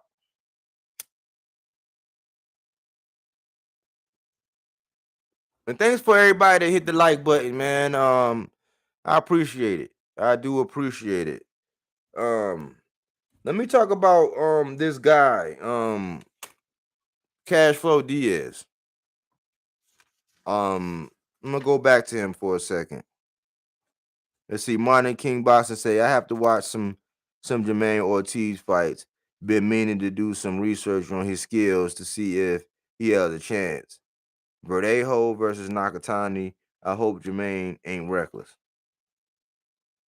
Yeah. Yeah. I mean, you can go back and you can draw. I mean, you saw him against Jamel Herring. Jamel Herring is a tall, longer fighter. I question like if that Shakur fight really took a lot out of him. I think it was more mental than anything. And I think that I was saying, man, there's a point in time where Jamel Herring just needed, not respectfully, because I'm a veteran, Army veteran too. But he was, he's a veteran as well. But respectfully, that it was kind of time for him to, embrace what he's doing, like in management and things outside of the ring. Maybe like training or managing, like we're seeing he's doing, and getting this bag and just not getting hit in the head like that at that age, you know what I'm saying? Because it come a point in time where you take on one of these fights, you know what I'm saying, by one of these young guys, and you could be beating the shit out of them the whole fight, and they go oops upside your head, and your life has changed. Now you got a speech problem. Now you got a speech impediment. You slur your speech. You know. Um. So yeah, man, it was something I had wrote down my notes on this guy, Cashflow Diaz, man. I'm actually going I had saw him before, and I wonder, some of these guys, unless they really, really, I got my eye on a lot of guys, and unless they really like active and they really put stuff out, you never know when they really going to fight again. So you'll put a lot of time, effort, and energy and research and saying, man, this one is good, but then you never know. And then they beat them for it, and the promotion ain't right. You don't even know they fought. I try to keep. I pretty much buy all the fights except for if it's not a fight that I really rock with, or you know. But I buy them all, and I try to keep in touch. I try to be if I'm going to speak on it, if I'm going to speak on a fighter, then I try to be responsible and actually have done, know something about it. I'm just not going to get on and just blow smoke, about him. I just know that guy Jermaine Ortiz, he got some power. He's gonna be putting mustard on everything, and it's just gonna look like, because of the experience level, unless that young man knows and he's effective with doing the straights, because he can get a little bit reckless and be over aggressive. You know what I'm saying? He's gonna have to put water in the basement, and Lomachenko is going to overwhelm him by doing that side to side, where he's really doing the same thing, and he still have good enough reflexes to see that when he feint, where the opening is, and he just recording like, okay, if I come from this angle and then go to that angle, to that side, and I feint, he's gonna do this, and he knows where he's gonna be at. Once he starts laying all that down and he starts, you know what I'm saying, say, okay, from this angle, when I throw this, he's gonna do that. Once he do that and he get a bunch of them reactions, it's gonna be go time. He gonna turn it up on my man. Just like how they say, when if you sit a frog in a pot of water and it's lukewarm and you turn the flame on, by the time it get hot enough to kill the frog, he don't know. That's what Lomachenko do. It's like a slow cook. It's a slow build, and once he figure it out, that's it. But let's see. Just do say exactly. And Martin King said, cool. Martin King said, I did watch Ortiz, calm demeanor, interview on interview, them the boxers who show up and show true grit. Yeah. I mean, hey, now look, I think that it's a skill set deficit. That's not to be confused that Jermaine Ortiz can't win. This is the sport of boxing. And he knows if he can knock Lomachenko out, if he can make him look bad, if anything like that, they're gonna launch him like Isaac Cruz. He's gonna get launched like Isaac Cruz. And he's not gonna go in there, I mean, unless he's not been training and conditioning. But I think if Lomachenko coming up on the docket, and that's the contract that came across your table, and they done showed you what they about to deposit into your bank account, and you know that if you take him out, you'll put your name up there, and you might get a chance to be able to get all the belts. Hey, that man got to be training, man. That man better be drinking some fruit juice right now. You know what I'm saying? Getting a massage right now. You know what I'm saying? Getting ready to get up about 4:00 in the morning and go running. You know what I'm saying? On a Sunday morning. That's what he better be doing. If he know like me, that's an opportunity, man. So I'm not sleeping on Jermaine Ortiz. I'm definitely not. I'm just like, man, when I look at the skill set and anything I can see on paper versus what the numbers show, how is that fight gonna go down?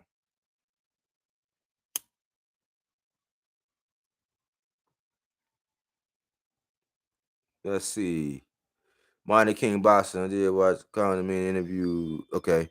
Monty King Boxing. I just always expect whoever steps in that square circle to want and will themselves to a victory is in certain boxers' heart. Yeah. Yeah, that's how it should be.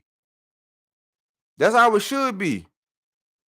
It should be when you get in there, you're going in there not to just, but see, when people get up in age, man, and they done suffer certain losses, man, but they've done things, for for the people that advise them or whatever, and they got to take on certain fights. That's when the game you can see the people. Like it was a time when I was actually looking at a couple of them fighters like Mikey. I'm like, man, Mikey, like that's how your reputation get tarnished too. If you think about it, when you start fighting, just like look at the end of Mike Tyson's career. Like back, I used to throw fight parties and do all that. I used to have them all the time. And then Mike Tyson lost to Michael Morris, Tommy, whatever that guy is. When he lost to him, and he got in there and said, "Man, I really just wanted to fight to get a check to feed my family and all that." I was just like, "Man, fuck, Mike." But you can kind of see that, and I was thinking, man, when Mikey Garcia, he was going through it, and that's how you tarnish your legacy when you getting in there and your heart ain't in it. You get in there with one of these young gunners, man, they gonna try to slap you to sleep, and you in there just to get a paycheck, but then you holding up certain divisions and stuff like that. Your will is gone. But I expect and hope that everybody, out of respect for the people that's paying and out of respect for the sport, they need to do it out of respect for themselves because you can't play boxing. Just dudes be saying that you can't play boxing, man. Um, Brandon Adams versus that Russian still stays on my brain. He beat the Russian with 2 inside ridiculous punches. That to me was epic greatness at prospect level. Exactly. Yeah, man. That Brandon Adams. What was that dude? There's a dude who wasn't that the dude that beat was it Belitnikov? Something. That's the dude that they said. Ain't that the same guy that gave Tim Bradley that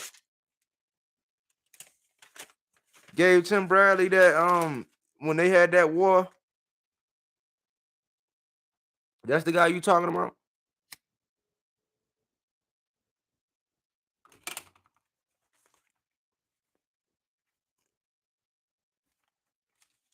But yeah, man. I'm satisfied with boxing as a whole. And I'm gonna keep putting this message out there that when it comes to the sport of boxing, no one boxer is above the sum of all of the sport. Keep that in mind when you're having conversations about these boxers, and then it kind of help you kind of be level-headed, man, and you kind of see what people are trying to push and how. Let me see. Modern King Boxing. Russian was 18-0 with 18 KOs in a small ring. Forgot his name. Oh, okay. All right. I'm gonna go back and look that up. Brandon Adams. To make sure. I think I saw it. But yeah, you'll start to realize like when when it's a lot going on, right? When it's up and coming fighters and it's prospects and it's title fights. Because believe it or not, that was a title fight. But leading up to it, up until the stuff that happened at the weigh-in, nobody was really like on it like that, right? But then you still see narratives behind certain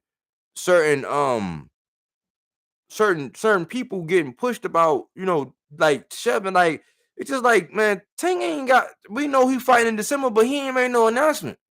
Why am I going to talk about him right now? Like, why am I just out just talking about it? It's other boxers.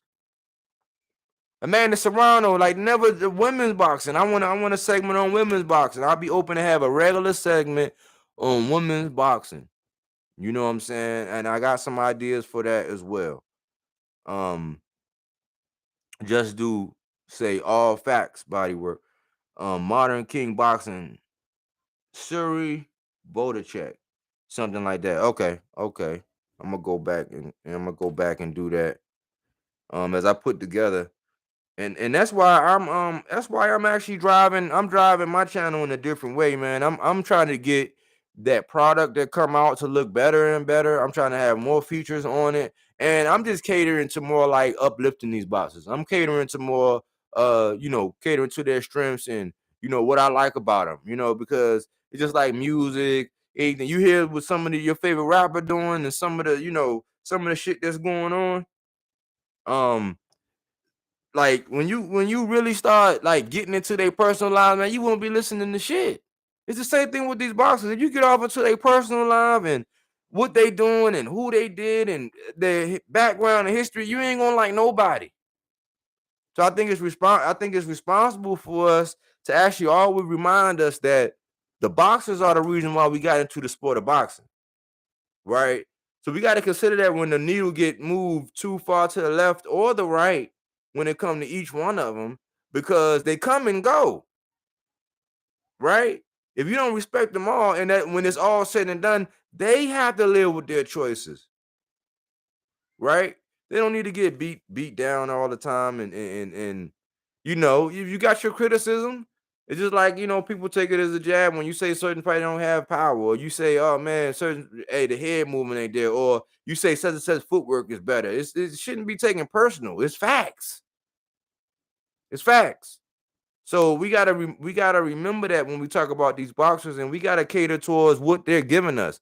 And if you get it to the point to where they start listening to us, the ones who can actually talk about boxing responsibly, we can actually make the change. We can say, hey man, you know, one of the reasons why that fight didn't get made, because everybody you go up against in the media, you make look and sound like shit.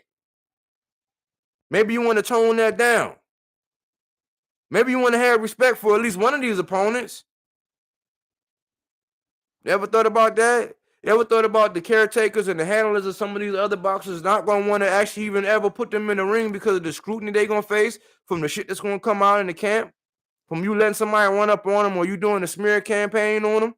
You know what I'm saying? You ever thought about that might be a factor as to why some of these fights ain't being made? I might not know shit about boxing, but I don't know, man. Let me see. Martin King Boxing, no doubt. I think the fans get me angry. I need to criticize in silence, but then I see the comments on the boxers being invincible. Yeah, man. Like, we know that they're not invincible. You know what I'm saying? Like, it's just, you gotta be responsible. We gotta lay it all on the table, right? I'll use something. Let me see. Let me go down the comments real quick before I go back into my spiel. Just do boxing. Real talk. I always make sure I never tear down the fighters ever. Martin King Boxing, uplifting the boxers is possible. It's possible. Yeah, but see, the thing is this, right? This is what I said, right? This is why I say I kind of want to be. You know how some people want to be the Drake in this shit. You know what I'm saying? Where they want to be like, they want to just they want to have views. I don't want to be the Drake in this shit. I don't want to be. I want to be the Lloyd Banks of this shit. You know what I'm saying? I want to be the Jada Kiss of this shit. Where they got a target audience. They not gonna do nothing wild and crazy to get it. They got a target audience. It's a target group of people that they looking for, that resonate with them. And that's the people that can actually sit down, and let's not act like these are our family. Let's look at them like, you know what I'm saying? I'm buying a product. Regardless, I like Shakur. You know what I'm saying? As a person, I have a southpaw bias. I tell everybody that. I'm a southpaw. I have a southpaw bias. So more than likely, if I look at it and I look at it now, I still like orthodox fighters as well. But I'm talking about as far as like people who I like. I kind of like. So you would look and say, "Oh man, how come it look like you like all the southpaw?" Because I do. I recognize and know that, and I understand that. So people don't consider that when I be picking fights and all that. Like, oh man, you always know. Do you?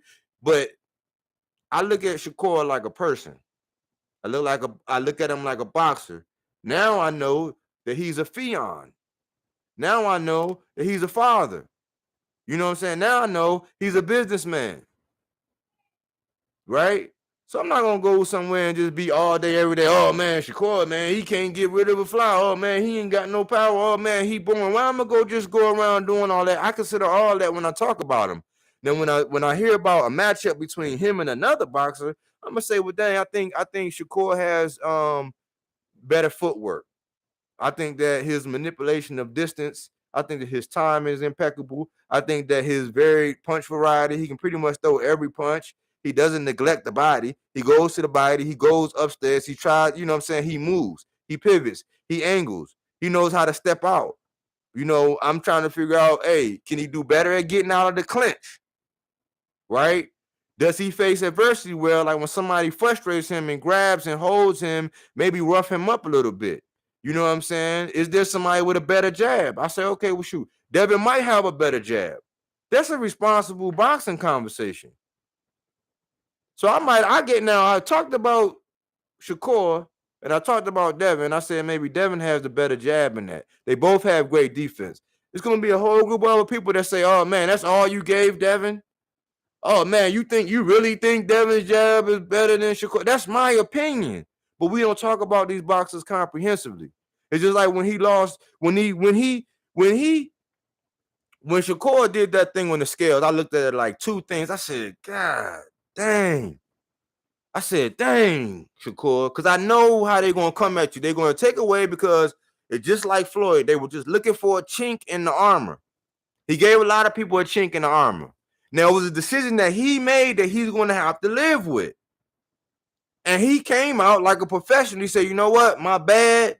You know what I'm saying? I tried to do what I can do. He got out in front of it like a mature man. That's not going to stop people from coming online, and because they don't really have anything else other than saying he's boring, or now that he missed weight and lost his belts on the scale. That's the only thing that they're going to have to talk about. You already know how to deal with them people. You ignore them. You ignore them. You don't have to insult them. You ignore them. You know what I'm saying? You ignore them. They're going to go away. What you don't feed can't grow. That's just facts. And then just do boxing. Nah, for real. I'm a southpaw myself, bro. And using our voices and platforms to be an asset to boxing and the boxing community. Oh yeah, somebody said Shakur footwork is trash. Shaking my head. Do you know how to deal with somebody like that? You know how to deal with somebody like that. You know what I'm saying? Like if you come up and say, oh man, hey, if somebody say, oh man, Shakur get hit too much, I know how to deal with that person. Get the fuck out of my face. I'm not gonna say that, but I'm like, oh yeah. I appreciate that. Thanks for the feedback. You know what I'm saying? Ain't no need to go because people will rob you, they will distract you, they will get you off topic, they will, you know what I'm saying? But you know that, okay, this is somebody that they maybe they didn't get it off at work. Maybe they didn't get it off out in the streets. Maybe, you know what I'm saying, somebody pissed them off somewhere. They come on there and they want to spew their hate instead of punching on the punching bag, doing some push-ups, doing some sit-ups, channeling that energy somewhere. They just want to come in and just vent, which is cool. You got to know how to address it. But if you're talking nonsense, you don't got to go back and forth. Modern King Boxing. I still haven't seen any of these young boxers have their Diego Corrales rally back to when not even 20% of what Diego endured. Yeah, they need time, man. I'm telling you, man. Like, hey, capitalism in boxing is real, y'all. Capitalism in boxing is real. And the development of these fighters, some of these fighters are taking a hit, man. Because when you look back at it, you look at Loma. I think Loma, like around 19 fights. He in the high teens now. But think about how long he been ruling the Raymond. His first or second up there, he got it. So now you got boxers that's got like 6 fights in, and they saying world champion. It's like, no, for one, you don't know where their body's gonna land. And what's happening now is that people are not fighting. People are not living their lifestyle at their fighting weight. And so it's kind of real convenient or easy for somebody to be like, oh, yeah, man, my body growing. I can't make it and I'm moving up because, one, you didn't start out where you should be. And I think the best people, when you let's look at Earl Spence. He came in at what, 154? 154? Then for that one fight, then he dropped down to 147, but he's been there. So when Earl Spence said, hey, man, it's time for me to actually, you know what I'm saying, not have to suck myself down so much, you know what I'm saying, it could be more of me with a combination of him, you know, not allowing himself to get out of shape so much or get, you know, get blown out of proportion so much in between fights. But he lives his lifestyle now, and he's been at 147. That's pretty much, you know, he can go a division or two above probably, but he's been there. It's not going to be I'm here, then I'm there, then I'm there, because on the way up, it's too convenient to not fight or having fought or have been looked back and say, hey, could you have fought that person? They're like, yeah, but you know my body was, but you fought that person. Right? So with these young people, they're in so much of a rush to be the great this and great that, but then depending on who got the belt, they might be friends. You know what I'm saying? They might be waiting for them to move out. You know, then you got the side of the street. So there's some fights that you're not going to see when they first coming in. you have to start getting up in the teens, man, in the like up in the teens, the mid teens before you really, if especially if you've been match made right, before we really can start seeing what and who you really are. And it has to be against the journeyman. It has to be against the guy that if he catch you slipping, it has to be against the guy who never got knocked down before, never got knocked out before. It has to be against somebody that you know, might have all victories, but then the knockout percentages ain't there. That mean they can really box. Then it has to be the guy that has like, he might have 30 fights. He might have got knocked out 4 times, but out of them 30 fights that he won, he knocked 28 of them motherfuckers out. We got to see them kind of fights. If not, then it's just a popularity contest. We can't get overboard and go all, oh man, I think he the next. No, it take time. And it take, you need sample sizes. And yes, it's okay to use triangle theories. We do it in everything else. If Susie go to McDonald's and she like the fries, and then Bob goes to McDonald's and he likes the fries, what's the chances that I go there and I like the fries? Like we use it in everything else, but then there are conversations where people don't think you can use them. You can, but they're not absolute.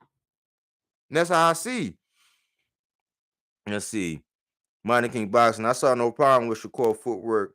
He didn't have to use it, in my honest opinion.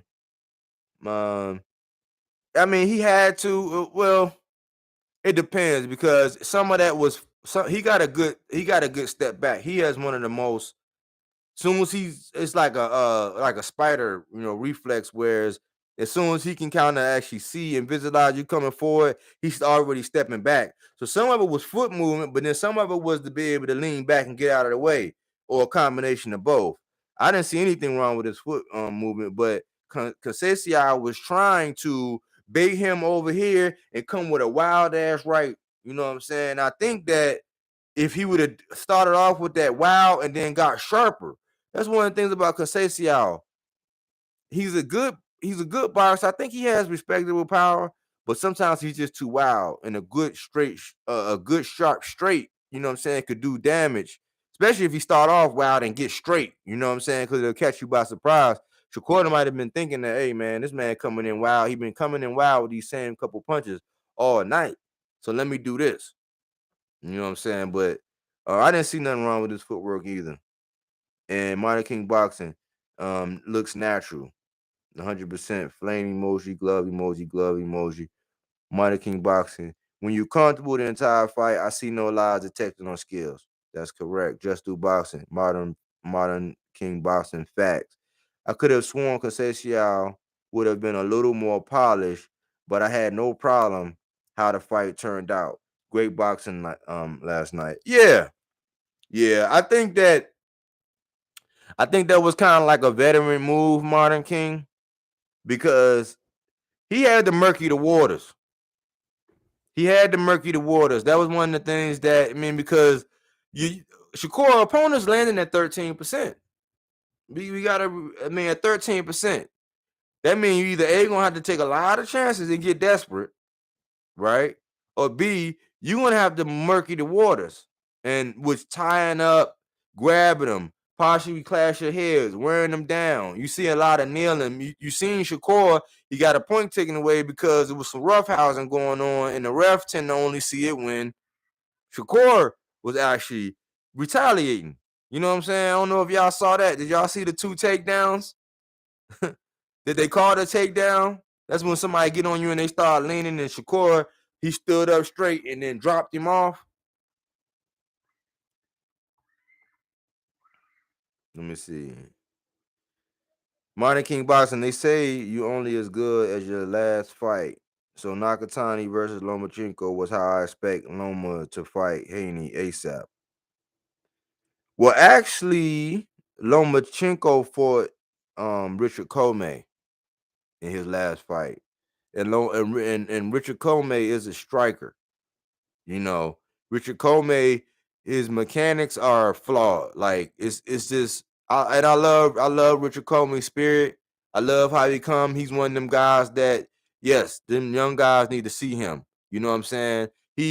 I'm not gonna say,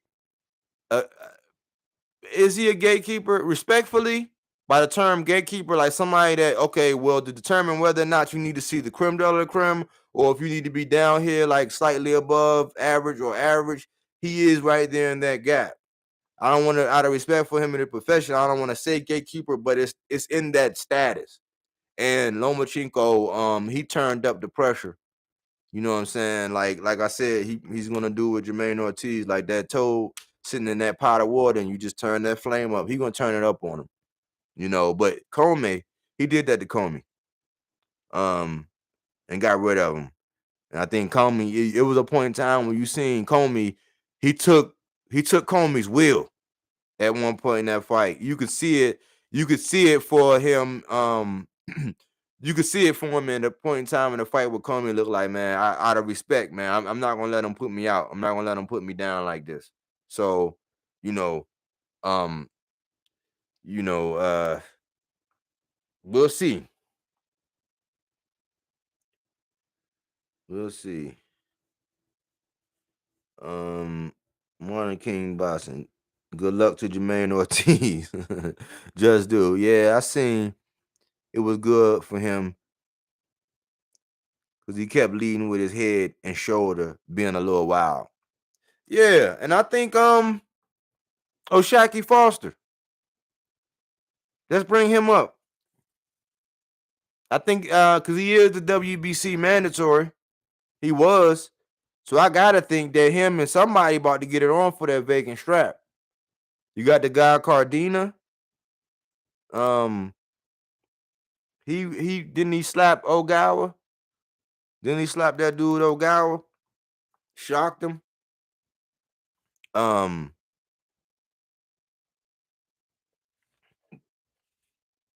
Wait till I get wait till I get it to where I can be streaming and I can upload, my little snapshots and all that. I got some clips that I be doing and using for my videos on O'Shaquie. And that boy is he is a force. Wow, these days be going by fast as hell. Thanks. Yeah. Yeah. But O'Shaquie, man, I think O'Shaquie Foster is a force to be reckoned with, man. And I was wondering why there was no smoke to be called or had with him. You know what I'm saying? I don't know, man. Go back and look at some clips of him, man. Like, why ain't nobody really was calling for no smoke with O'Shaquie? I ain't never hear nobody saying nothing about no smoke with O'Shaquie. Was it politics as far as he wasn't with the right promotion? Management? Was he on Rock Nation? He should have been with Bad Boy. I mean, what was it like? Because he looking like a bad boy. You know what I'm saying? Like, what? Why we ain't never get to see that? Why all these Chris Colberts and I mean, I don't know, man. Like nobody really, I don't really hear nobody saying O'Shaquie Foster name, man. Just do boxing. Foster deserves an opportunity at a title for real. He is mandatory. He's the mandatory. He been the mandatory. He been the mandatory for a while. Ever since he went over to was it Abu Dhabi or one of them? Yeah, he went overseas. He went over there and got that oil money, man, on that fight card and put on a nice example. He put on a nice, good example. He put in some good work with a dude that had a chin. He had to do work. He's a switch. He can go from right to left. He got a check right. He got a check left. He got good defense. He got head movement. I mean, man. This dude is flying under the radar, man. I'm trying to figure out what's going on. I reached out to him not too long ago, and he didn't get back with me. But the next day, he was on the Boxing Voice. They damn near blackballing Foster. Shakur gave him his respect. Said he was the second best at 130. But that's the thing though, Just Do. That's the thing though. It's one thing to say you got my respect, but like, I mean, I know it's good to say I overlooked. I was going for titles, right? But giving somebody their respect and actually fighting them, Because that's just like when Shakur was at 126 and him and Mr. Gray Russell Jr. didn't fight. So then at 130, him and O'Shaquie never fought. So if he go to 135 and Devin put on his track shoes and go to 140, I mean, unless Devin settle down at 140 and just wait for them to come up, if they make that kind of move, or if Devin decides to, after his contractual obligations, leave, are they ever gonna fight? That's gonna be kind of real convenient, man. Those are the kind of conversations. If we're gonna talk the matchups and the matchmaking, those are the kind of when it comes to matchmaking, those are the kind of questions I want to have. Now, skill set. What does Shakur do with O'Shaquie Foster inside the ring? A guy that can strike, a guy that has knockout power, a guy that can go from left to right, has defense and has a beard, and can come forward. What is he gonna do with that?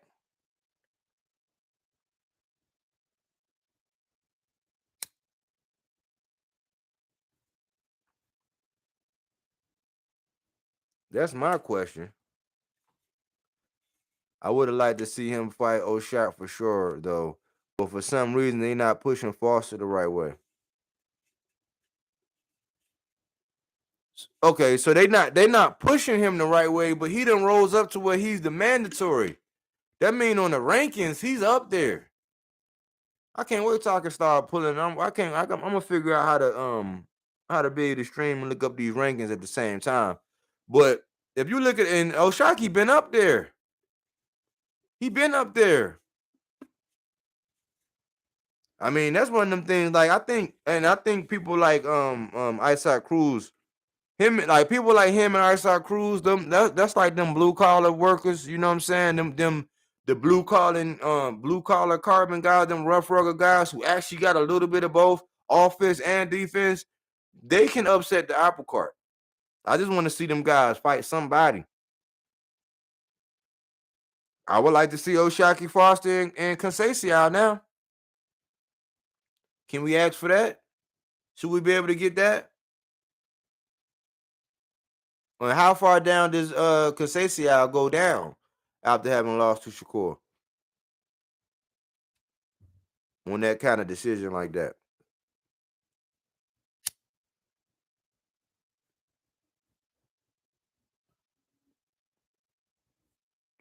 But yeah, man. Yeah, we'll cook though. Just do. We'll go ahead and cook, and we'll get it in. On I'll look at some of them some of them some of them some of them topics that you got up there, and I'll look and see what I got, on my mind in regards to those topics, and shoot, maybe I can learn something about this online thing and how to get my lives better. Some things that I'm missing in ways to be able to stream effortlessly and stuff like that. I still try to feed whoever is watching my channel in the interim as I'm learning those things. But it was a good cook. It was a good cook with you and Modern King Boxing. So salute to Modern King Boxing. Salute to Just Do Boxing. Salute to Miss Skip Webb. And that's everybody that showed up today. Thanks for taking your time to listen. I've been on here for about 2 hours. So I'm gonna go ahead and wrap it up, man. It was a good little experience, man. Thanks for having some dialogue and talking some boxing. I look forward to seeing y'all, and y'all always welcome on the platform, especially when I learn how to get my links and have my panels, and you know what I'm saying. But you should definitely be able to see what kind of platform it's going to be, and like how I'm going to actually present information, because I really think that, man, people shouldn't be scared to actually have their opinion and everything. You know, we should just be able to identify who really just want to just basically have low vibrational energies. I'll use that. You know what I'm saying? We want to have high vibrational energies. We want to actually pour into boxing, but then we also want to be fair. We want to be honest. We want to use discernment. We want to do say, hey, yeah, it was unprofessional that you missed weight. You know what I'm saying? Like, yeah, all the scrutiny and especially all the haters. I mean, you gave them that window, so you got to live with that. Your performance actually showed that you were very dominant. You know what I'm saying? And at the end of the day, they was gonna look for a way to hate on you anyway, because you too good. You know, the byproduct of having to do that is the leverage he may have lost. And I always say this: if you're very good and you don't have a belt, it's very easily to be avoided. You can easily avoid, like O'Shaquie Foster. You're good, but then you don't have a belt. You know what I'm saying? One of the major belts. It's easy to avoid you because people be saying that high risk, low reward stuff. It's like, well, dang. I mean, so I think that there was some leverage loss. I would love to see how, Shakur is going to transition up to 135, even though I already know that Bob and them, because T.O. been knew the plan. T.O. been knew the plan over there at Top Rank. You know, Cambosis came in, upset some stuff, but that plan was still going to roll right along. And I know that Bob, he wants that belt to stay over there, and it's going to be Shakur and Devin or Shakur and Lomachenko. So I think Bob knows that Shakur is his superstar. I think he knows that Devin Haney, with all due respect, is moonlighting with him right now. And he's gonna, he's gonna push the envelope to still be independent and be able to say DHP and all that. And I think that a lot of these promotional companies know that. So that can always, on his end, that can always be used as a justification as to why fights don't happen. And on the promoter's end, it can always be used as a justification for these fights not to happen. Because just like you hear when these guys get loose or whatever, and they saying, "Oh man, they wanted me to do a 3-fight deal." It's like, yeah, man, they don't want you to just come in and hit it and quit it. If the numbers don't make sense, especially if you're getting over now, if everything is equitable and fair, you can go get a one-off. But you can't go ask for you to bend over backwards and somebody to touch their toes and you want this amount of money and you think this is going to be a one-off and you can decide whether or not you can go and come back. I mean, anybody that knows anything about business know that that's not going to work. They're not going to let you. I think that's what went over everybody's head when Floyd talked about it that one time, and he said, I'm not going to make somebody else's fighter rich. Yeah, like, wow. Like, why would I come over here and pay you back-breaking bank, you know what I'm saying, Brinks truck, backing up to the bank type money for you to grab that and go somewhere else? Like, no, we will be fair and equitable.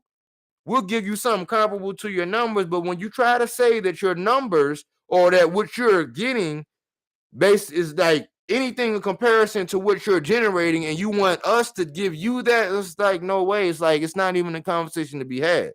It's not anything to really be disrespectful about. It's just business 101. And when you don't understand that, you know what I'm saying? Aaron Jones, my man Aaron Jones in the building. What up, man? That's my man Aaron Jones in the building. Where you been, Brody? No, you been working in how's school and how's life, man? Let me see. Let me get into it. Let me see. Let me see what he say. Uh let's see. Just going back up to Just Do Word, that's what's good. And when you come on my channel, I can have you on the panel so we can chop it up, keep grinding. You doing your thing, great boxing knowledge, bro. I salute, man. I welcome diversity and difference of opinion. That's how you get great boxing conversations, productive boxing conversations always. I was at the fight, Shakur, my guy, but you definitely held him accountable for sure. just a mishap of a little miscalculation on him and his team behalf. Yeah, so yeah, to put the button on Shakur, man, I call him the definition. He's the hit and not get hit. You know what I'm saying? I like him. That's my guy. I just, I just look at boxing like, okay, I understand why all the haters are going to come, like the people who really hate, because people get called haters, but there are people that really hate him because they don't have that level of skill. That's a special talent. Like some people are born with it. Like he has a special talent. I just want to see how he's going to transition up to 135, and I look for him to do, what I'm saying, some incredible things. So I didn't give him much flack. I said, hey man, we got to talk about it because we talk about everybody else when they miss weight. So we got to talk about it, but we're not going to ride his coattails, and it's something that you got to address now every time it come up. So that's one thing. It's two different things. I still believe in the young man. I still think that he's greatness. And Aaron Jones, to me, that's some Willie Lynch syndrome that Bud got going on. Some divide and conquer.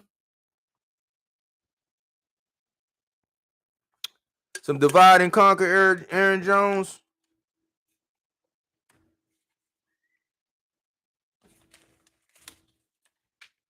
Listen, man. I'm going to be totally honest with y'all, man.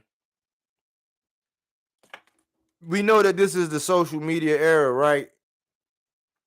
And people are always putting out, content like over and over, like for years and years and months, right? They're always putting out content. And when one of the big places where you can actually get a lot of information on the Spence and Bud, right? This channel came out and basically was saying that Bomac was like, hey man, he called me up and he said, man, let's pop some popcorn. Hold on one second. Let me go. I gotta go get me a beverage. Just 1 second. Let me go get me a beverage.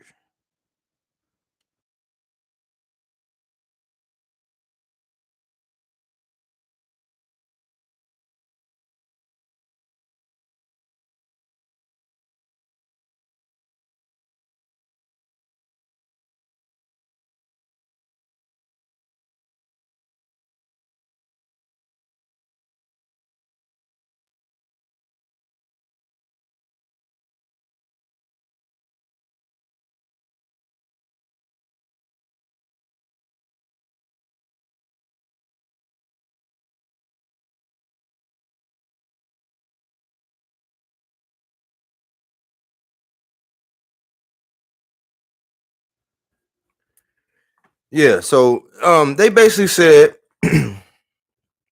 I'm using this as an example, right? Like to make it all make sense, right? They said that Bomac came on and was like, hey, he came on and was like behind the scenes was like, hey man, we gotta pop some popcorn, right? Basically saying, man, we gotta build this fight. We gotta get it up and we gotta build it up, man. We gotta garner some attention around it, whatever. And so they said that's what we started doing. They said we started building up the fight. We started talking about the fight. And we started getting growing some legs, you know. Excuse me. And then at some point in time, they started looking at some of the decisions that Bud was making.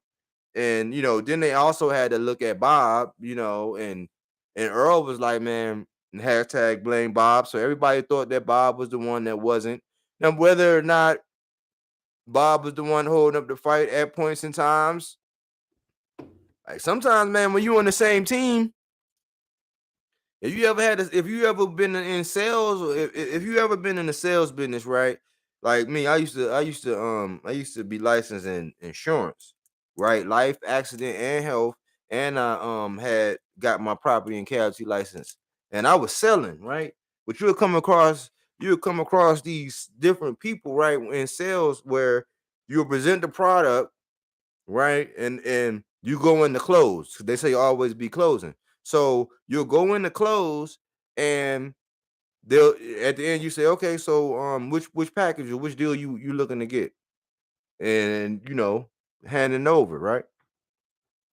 And then most of the time you get the husband look at you get the husband to look at the wife, and the wife will look at the husband, and then they'll be like, uh, well, I gotta talk. I gotta talk it over with. I gotta talk it over with my old man. Now I gotta talk it over with my old lady. Or the husband might say, "Well, shoot, man, I would love to do it, man. It's just my wife.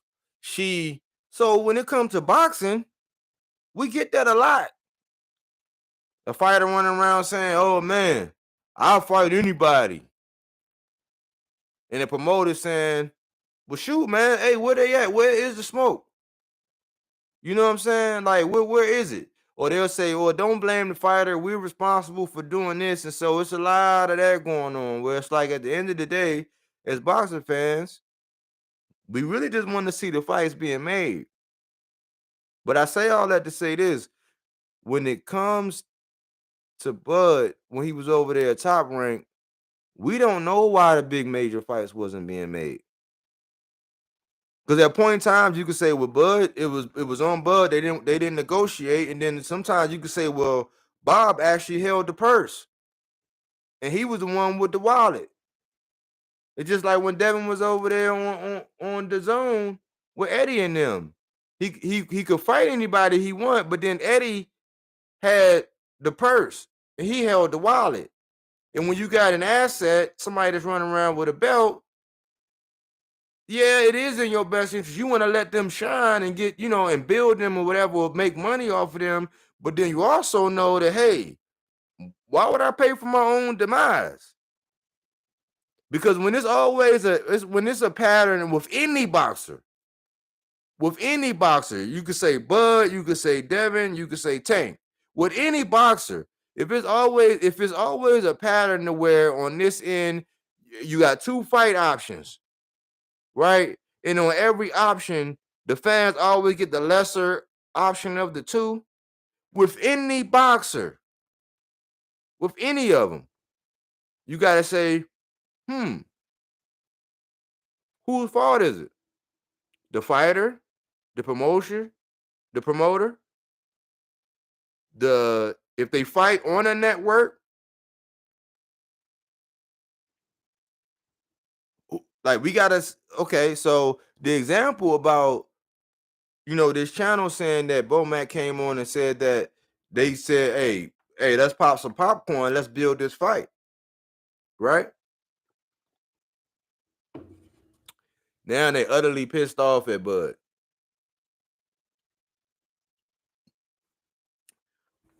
They were utterly pissed off at Bud because of what was going on, and I'm hearing rumors about 35%, or I don't know if it's true. You know what I'm saying? I didn't even put my energy to all that, man, because we had fights coming up and we had boxers that I was like actually trying to, do research on and look into their backgrounds and put out, better content going forward. But to put out good content, it takes an investment. But I look at what's going on right now. What's going on right now in the promotion of a certain fighter or certain fighters is three main fighters. And these main fighters are always talked about and spoke of with extremes. Greatest ever, masterclass, most devastating ever. Like these big absolutes, right? And I look at the fact that the same people are pushing the same narrative. Oh, this is a Bomac, let's pop popcorn situation. Just do boxing. Facts. As content creators, we bet on ourselves. Facts. It's the same thing. It's the same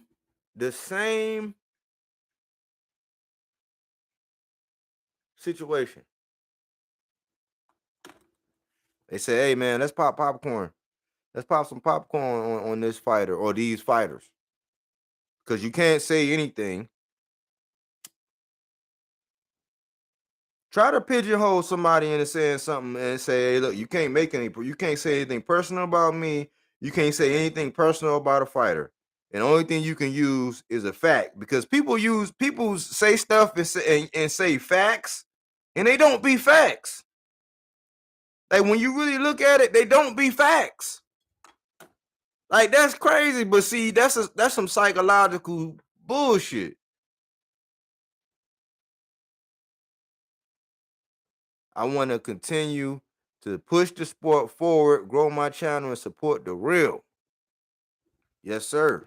And that's what you do. That's what you do.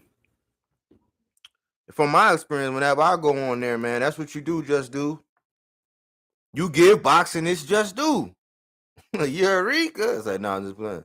But yeah, you give boxing its just due. So that's why I rock with you, man. And that's a comfortable place. You know what I'm saying? I see people who are actually, people feel kind of free to actually, comment and have dialogue. And every now and again, you'll have somebody jump in on some outrageousness. You know what I'm saying? But it's definitely not the TMZ of boxing. It's not the Breakfast Club of boxing. You know what I'm saying? It's a good spot, man. I see you growing, and I see the progress, and I see what you got going on, man. So you doing your thing. But on this Bud situation, I'll talk about it. Um, it was a point in time. I think it was back when I think it was back really when the lawsuit happened, right? When the lawsuit happened with Bud, I kind of took a little step back, man, because it showed me a lot. It showed me a lot that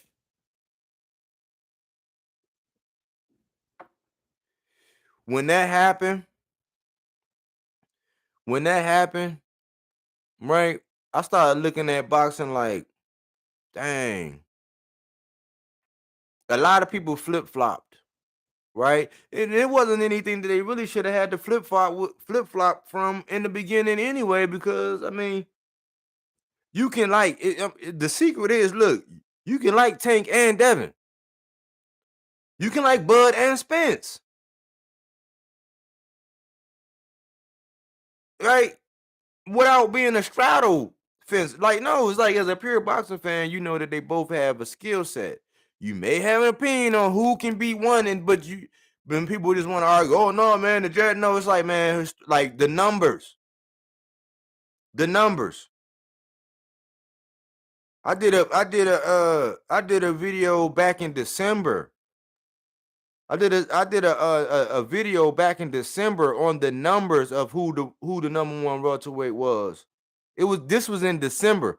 I'm talking about slideshow. I'm talking about numbers. I'm talking about who the power percentages, the punches. Like, I did this back in December with numbers. Do you know people still came on there and argued with me?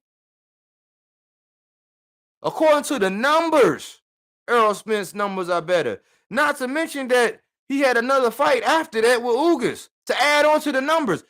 Bud didn't have another fight, so that even made the numbers even worse. I didn't even go back and redo those numbers, but I did numbers.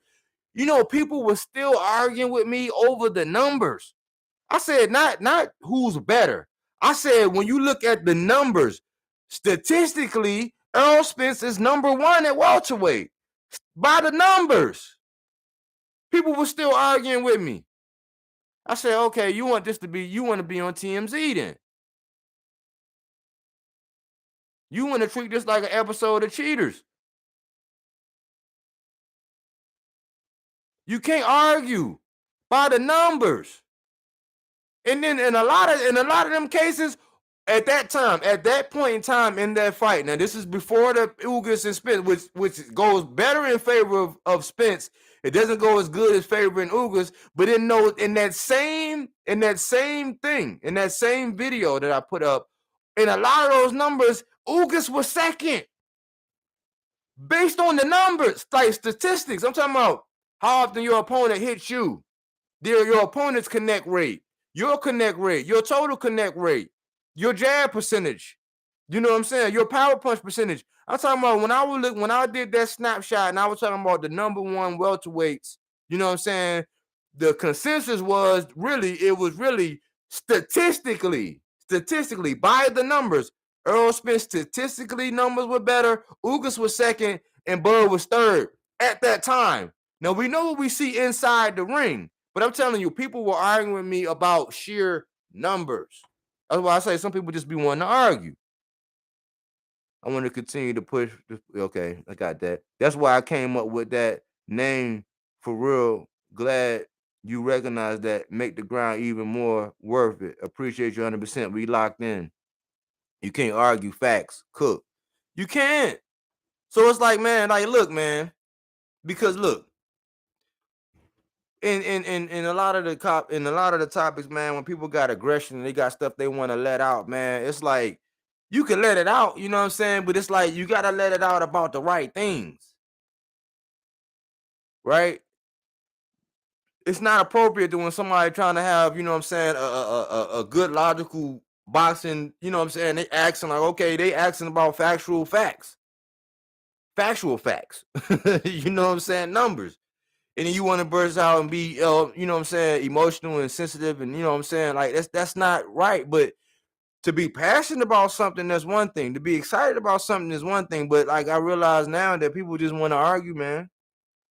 Like there is a market for people that aren't really happy in life, and there are people online that actually realize that there are people that's not that happy, man. Because if my video right now says something about somebody getting shot and killed in Baltimore and with some flashing blue lights, you know what I mean? People would be in here talking boxing a whole lot more than this. And I could do that. I could talk about some real world stuff and have a whole lot more people in here, but this is my good place. This is my happy place. This is where, you know what I'm saying, I like the sport. I think it keeps me out of trouble, keeps me productive, it keep me learning, and it keep me, you know what I'm saying, it just keep me entertained. You know, I am satisfied with boxing. Why? Because I figured out a way to make boxing work for me and get what I need out of boxing. It's not, I don't have to push nobody. You know what I'm saying? I could change my mind at any point in time. But the fact that my track record from the beginning, since I first started, I don't have to take down one video. Aaron Jones. I fuck with Devin Haney, but the way we have grown men crying for him like that don't sit right with me. I'm mad. I used to watch some of those weirdos. Yeah, I mean, hey man, hey, you know what's gonna happen, man? It's a lot like what's happening right now. Like all of a sudden, like right now, right? Devin's supposed to be going ahead and fighting Loma. That next one is supposed to be. Now I'm hearing like Loma, right? But I heard Church say he was moving up. But what's starting to happen is now we have a track record, and now with some people that like some of the casuals then actually converted over into hardcores. So they actually kind of see now, and they starting to say, hold on, we starting to see a pattern now. Like, hold on. So it's a lot more attention being brought to it. So emotional over a 24-year-old millionaire. Hey man, you remember when we used, hey, I don't know if you know, but shoot, we used to look at Ward, you know what I'm saying? And sometimes when we used to listen to Timothy Bradley and Andre Ward talk boxing, right? And we used to listen and we'd be like, man, how dare you? Why would you say that? It's called being a company man. It's called being a company man, Aaron Jones. You got to know when you're dealing with a company man. You can't knock them because hey, that's what's buttering the bread. That's what gets new studio equipment. That's what pays for trips. That's what gets upgrade programming. That might get you another computer. Shit, that might get you tickets every time. You know what I'm saying? If that's you know what I'm saying?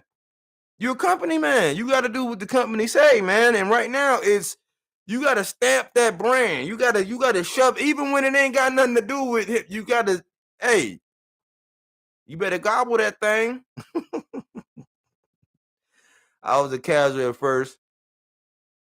You could not Bill Haney though, real shit. You can't not. Yeah, he a hustler. And that's an aspect of the promotion that it's another way of promoting. It's another way of promoting. You know what I'm saying? Like 50 Cent is good at that. Kanye West, they're good at that. They promote that way. You know what I'm saying? Some people believe that you got to infuse drama to promote. It works for some people. There's some people that get it, man. Hey, when you promote drama the right way, you can have 800 to 900 people sitting in your chat. You can. Negativity sells. You can promote using sexual lingo. Oh, who's the hot, sexy topic pick? Who's, who gets the juices flowing? You can do that. You know what I'm saying? It's different ways to promote. It's more on the sensational. It's more on the things like it's more of arguing things that really can't be argued. Like trivial. Like it's arguing concepts. Arguing words. Arguing with what somebody said in Twitter. I almost did a video talking about who's winning the finger pointing contest. Because who is winning finger pointing contest? It depends on who you listening to. I think some people can point their fingers better than others.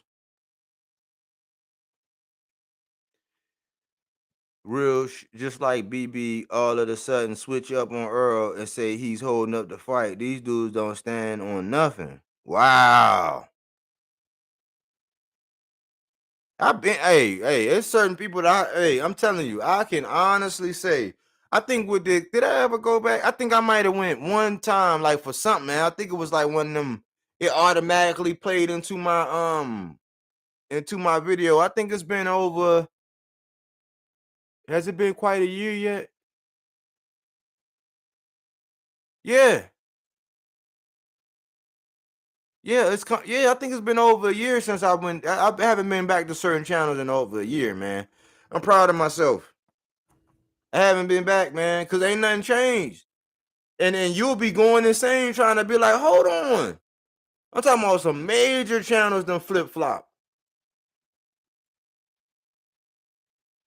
Some major channels done flip-flop, man. I'm like, logically. If somebody send you, if you send somebody a deal, so okay, within 30 days after your fight, let's just say, I'm just using a hypothetical. Don't be trying to use none of this to go do nothing with nobody. Let's say you send 30 days after your fight, you send somebody a contract saying, hey, let's do this. These, let's do this. This is what I'm offering, right? And they hold it for 3 months, 4 months, right? And then they find, let's just say 4 or 5 months. Let's just say they hold it, and then 3, 4 months later, they send it back, right? And you looking at it like, okay, you just got it back. So you just got it back, and the clock starts ticking. So now you get all that pressure to where you now holding it up. It's like, hold on. If I sent you something, you had it for 3 or 4 months, and you send it back, I gotta stop and look at this and figure out, okay, do I like this? Do I like that? What needs to be changed? And if everything is a go, then cool. But if it's not, then it's gonna be a game of ping pong. I might not have just sent it back because it's like, hold on, let me make sure I address everything, because if I send this back and then he correct that and then he send it back and I be like, oh shit, I meant to say something about this, it's gonna be a bigger process. And when you talking about somebody with that caliber, like somebody of that stature making that kind of money, they gotta have them suits look at that very thoroughly. You know what I'm saying? You gotta have some suits look at that. You ain't see that? He said he seen Crawford in 7-Eleven and Crawford told him he signed everything and tell everybody that Earl holding up the fight. But even so, even if that was the case, man, it would be irresponsible. It would be irresponsible for somebody to say that the person who originally sent the offer is holding up anything when they just got the offer back. And they got to go through its due process to see, okay, what we like and what we don't like. Okay, what did they agree and okay, that's still good. That's been a lot of time that went by since then. Like, So it would be irresponsible to just now put all the onus, say, like, no, it'd have been better to say, okay, well, shoot, Terrence finally, you know what I'm saying, said, okay, cool, and sent his stuff back. So now it's just a process of seeing if they, you know, if they got that final stamp, but not trying to put it back, because not trying to put it all back on Earl. But that's what you get. You know what I'm saying? And I think that's what, you know, that's why I say certain channels are good at catering to certain people who kind of want to hear certain stuff. They got to itch your ear. He wants Earl fans just like Devin wants Tank fan. Yeah. To a certain extent, man. I mean, hey. Man, hey, you got company channels, man. They might not say the name of the company, but you got company channels out here, man. You got company channels out here. You know, some people this is all they do, you know. So that's gonna come along with it. But it was good. It was good seeing you on here, Aaron Jones, man. And again, man, thanks for everybody who came out, you know what I'm saying, and checked me out while we talked a little bit of boxing, man. Hopefully, you know, hopefully you took away something from this build. You know, I was hoping somebody would have came in and had some real smoke for me. But I guess it's kind of hard to go looking for smoke and get smoke. Anyways, man,